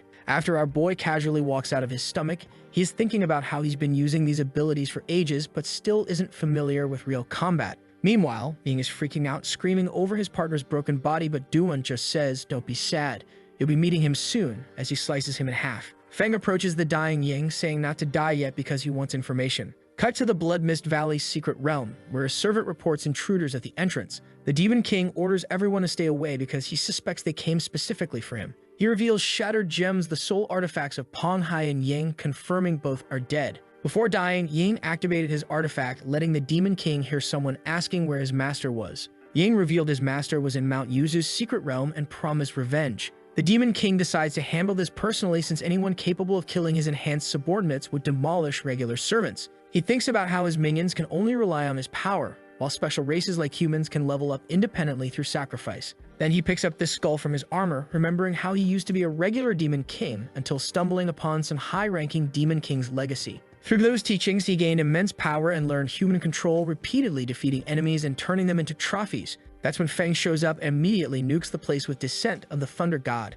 summoning a massive thunderstorm with celestial powers. He was bored because the heavy mist prevented him from seeing anything and he hadn't encountered monsters yet, so his solution was basically carpet bombing the entire area with divine lightning. The Demon King gets absolutely fried by this casual area of effect attack. Then Feng's system detects Legacy of the End and he gets excited, thinking his system isn't damaged. Following the aura source, he finds what he's looking for in the hand of a black statue, which is actually the charred Demon King he just accidentally electrocuted. Our boy has no idea he just one-shot the main villain while looking for loot. He starts absorbing the legacy fragments, wondering why there's only one when there should be countless relics. After absorption, his attributes increase by 100 points without using any abilities. He levels up to 40, and he can learn new skills. He says he can now crush most adventurers. Finally, he picks up a skill book for his summoning curse, wondering if he could summon a great Demon King and whether this would make him more of an evil god. So Feng decides to learn the Gate of Darkness skill first and figure out the consequences later. This forbidden spell lets him open dark gates to summon either a constant stream of dark creatures for 12 hours or one high-level demon lord indefinitely. At first he thinks it might not be useful, but then realizes he can summon an unlimited demon lord. His thoughts change real quick. Meanwhile, at Leo's headquarters, Duan's explaining how difficult those enhanced assassins were and that they left no survivors for safety reasons. Leo's grateful they saved his life and entire family, not knowing how to repay the favor. Jing says that officials were willing to trust the master's judgment and show goodwill while suppressing skeptical voices, otherwise Pong Hai and Ying could have caused massive damage. Then Lao says that several training locations were immediately approved because the country values the mysterious master. He hands over envelopes with information about carefully constructed facilities offering excellent environment, infrastructure, and privacy. Duan suspects his master just wants cover for secret training methods, so he lets Feng choose for himself. They visit the training base and Feng's blown away by the size. Duan explains it's a newly built adventurer base called Area 51 that hasn't been used yet. If the mysterious master likes it, the entire base gets assigned directly to him. Feng can't believe all of this is really his, and honestly, who would? The tour reveals a 10-floor building with training zones, offices, leisure areas, and common spaces for about 2,000 people. There are advanced intelligent control systems, dining areas, and rooftop gardens. Duan assures him he could stay there for years if needed. Feng gets excited thinking he can finally cultivate his own forces, since the location's perfect. Meeting with Lao to finalize arrangements, the old man laughs, saying he expected the master to choose Base 51. He says that since Feng saved Qinyu City twice, Longbo City once, and eliminated the main threats, the country provides strong support for heroes. The base is completely free. All he needs to do is just sign the documents.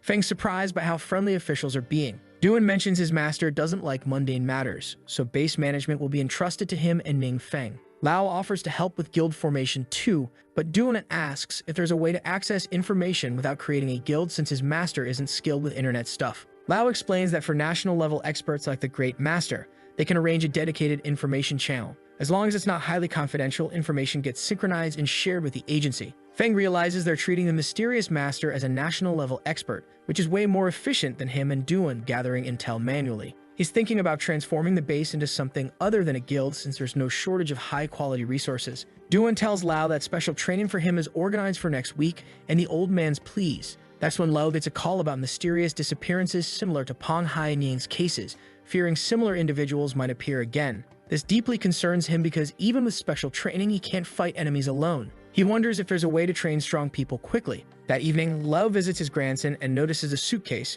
immediately asking where Ru's headed. So Ru Feng's all excited, explaining to his grandfather that the Supernova training camp is starting and Ning Feng organized special training for them. He got a call saying he needs to be at the training base in 2 days, so he's packing early to avoid being late. When Grandpa asks how many people are going, Ru says 5 total, including himself. This gets Liu so excited that he literally turns into Ghost Rider again, head blazing with flames. Poor Rue has to warn him his head's on fire, but Lao reassures him he took the medicine Duan gave him and is clearly improving, but the dark powers are still hard to control. Lao rephrases his question, asking what kind of people Ning Feng invited. Rue explains they're just good friends, and aside from himself, the others have known Ning Feng for ages. This makes Grandpa even more excited, thinking the Great Master will look after those close to him. He kneels down to help pack and advises Rue to listen carefully to Ning Feng, since it's a rare opportunity. He also reminds him to control his pace and not forget to call when ready for ranked matches. Rue's confused by this sudden burst of grandfather enthusiasm. At the training base, Wang Yu's group arrives and she's intrigued, commenting that this seems like the place Ning Feng mentioned, but there's nothing except forests. Then they notice something strange and get teleported to where Feng and Lo's grandson are waiting. Everyone's amazed by the place, noting that even the 7 great guilds' main bases can't compare to this location. The blonde girl immediately wants to know how Feng found such a place. He smiles, explaining it belongs to one of his older friends and he borrowed it. Wang Yu thinks to herself she's never heard Feng mention these friends before, and he's become increasingly mysterious since awakening. Feng introduces Duan as the person in charge during training, and everyone greets him. When the Berserker asks if Feng knows Duan well, Feng gets irritated and says that the celestial phenomenon some time ago was caused by Duan passing the trial of gods, and he's even stronger than the Wu Guild leader. Everyone's shocked and immediately heads to the training grounds. At the training field, they get excited and release their auras. Duan's impressed, wondering why they became so animated suddenly. Meanwhile, Feng observes, thinking that by casting a forbidden spell to simulate training room effects, they won't need to worry about exposure. He's also considering establishing a guild, cultivating only the strong without limitations, and selecting members based purely on strength and determination to create an alliance. Yu starts first, but immediately gets struck in the arm and screams in pain. The sense of dread she got from the environment was incredibly real. She thinks how this training would definitely break someone's will if it weren't controlled. She wonders if Ning Feng endured such cruel trials to become stronger, not knowing he's literally the one creating this nightmare scenario. Jiang Shu reflects that neither he nor Shu are supernovas and never dared hope to surpass others' talent through hard work, but Feng showed them there's hope. Rue's thinking he can't rely on grandfather's protection forever and wants to protect people he cares about. Meanwhile, Shui stays silent and our boy Feng smiles, saying you're all doing very well. So everyone's completely exhausted after the forbidden magic torture session, commenting they feel like they've been suffering for centuries and are nearly dead. Duan enters, declaring that's enough for today and announces targeted training tomorrow. They head to a VIP room where Yu admits that although special training just started, the gains already surpassed previous years. She emphasizes it's impossible to identify weaknesses relying solely on self-understanding. Ru Feng reflects that his dark power felt strange during training. Even when giving his best effort, there were no signs of it going out of control. The forbidden magic training environment is apparently so intense it's actually stabilizing his chaotic abilities, which is both terrifying and impressive. That's when Shui starts crying and Feng asks what's wrong. Yu explains it's due to stress from skepticism spreading online about their school getting more supernova training camp spots. Feng checks his phone in disbelief and they discover various toxic comments about the school. But then they notice someone defending them in the comments, Chang Muchu, replying to every single person mocking them. Everyone's astonished she'd be willing to defend them, especially since she barely knows some of them. She wipes her tears, explaining she was nervous about embarrassing Ning Feng, but the special training made her feel confident instead of nervous, so she cried from joy rather than stress. Feng tells everyone to train peacefully and promises another gift in a few days. When you ask what it is, Feng says it's a secret, leaving her pouting. Then we cut to our boy sitting in his bed thinking about the info he got when he absorbed the memories of the Demon King last time. In those memories, he found something about the evil god. It turns out there are 7 evil gods born of darkness who are common beliefs of monsters in the secret world. But Feng doesn't belong to these 7. Instead, he holds the title of one of 12 lords, the omniscient god Mafik. Alongside 11 other gods, he led their families to destroy a legitimate evil god, ensuring dark entities wouldn't invade the light world again. But after eliminating the darkness threat, the omniscient god became obsessed with studying dark power. The other 11 gods noticed and fought against him, but he escaped and became an evil god himself. But the demon realm has a completely different story. According to demons, once freed from darkness threats, the gods' dependents gradually lost crisis awareness and faith diminished. Since gods create families solely to gain power from faith, this enraged them. So the gods encouraged their dependents to attack each other, using them as entertainment and sacrificial offerings. Even demons emerged with tacit god approval. This supposedly created the secret realms. Only the omniscient god showed no interest in faith amounts, refusing to participate in this twisted game. But one day war reached his family, and due to lack of defense, nearly everyone was massacred. Furious, he demanded the other gods stop this senseless farce, but got insulted and ridiculed instead. The conflict escalated into a great battle. It took 2 deaths and 6 injuries among the 11 main gods to force the omniscient god to retreat. After that, nobody knows where he went. Rumors suggest he entered an unknown dimension, neither light nor dark, and disappeared. Fearing retaliation, the gods did everything to tarnish his image while searching for his whereabouts. After that, he flies off to a portal, thinking the Adventurer Guild's nationwide information access is convenient for finding unknown secret realms. Entering a dungeon, several monsters rush him, but he easily defeats them all with one staff strike, gaining decent experience points. He comments that the experience isn't bad and the boss will likely drop something valuable. The secret realm boss appears as an iron-armored minotaur. Our boy leaps off and bonks the big guy on the head with his sword, but that damn bastard's skin was so tough that his sword broke. He looks at his sword and thinks that his level isn't high and his weapons aren't as good as those used by 4th or 5th level adventurers. That's why his weapons keep breaking. Seeing this, the minotaur was feeling smug. He grins and man, his face is hilarious. Our boy just casually throws his sword and unleashes his terrifying power, and the minotaur is now sweating bullets. In the next moment, our boy turns him into experience points, but Feng isn't happy. He is thinking about how he only leveled up from 43 to 47. The monster didn't provide much experience and cost him a sword. The only good thing that came from this battle was that he could learn a new skill, so Feng chose Windblade, which gets transformed into Dark Erosion Wind. Our boy thinks the more forbidden spells are better. Otherwise, he'll always worry about lacking power. But he understands relying solely on forbidden spells isn't enough. Without proper weapons and equipment, he can't defeat bosses, let alone gods. He decides to head to the nearest city for new weapons. At the shop, a saleswoman approaches, showing him all 7 legendary quality long swords available. Feng asks if there are only 7, but says it doesn't matter, he'll take all of them. The saleswoman is thinking, who is this dude? He looks so young, yet he has the supreme black card of the trading center, and he is casually buying all the orange quality swords at once. She thinks about how she even showed him the top-tier Sky Vault that has the highest attributes among all of the swords, but he didn't even bat an eye, as if it's just low-level stuff. She then went to her colleague for help, but she told her that she's attending to an important guest, so she can't talk right now. Feng buying that sword apparently caused a problem because some young master of some big family had his eyes on it and had come to buy it personally, so his men are asking why they are giving priority to Feng when both of them have the black card. The manager is thinking how if a conflict happens, she'll definitely lose her job. That young master walks in to like the video and help Mamoru to make juicy content and activate that cheeky little bell.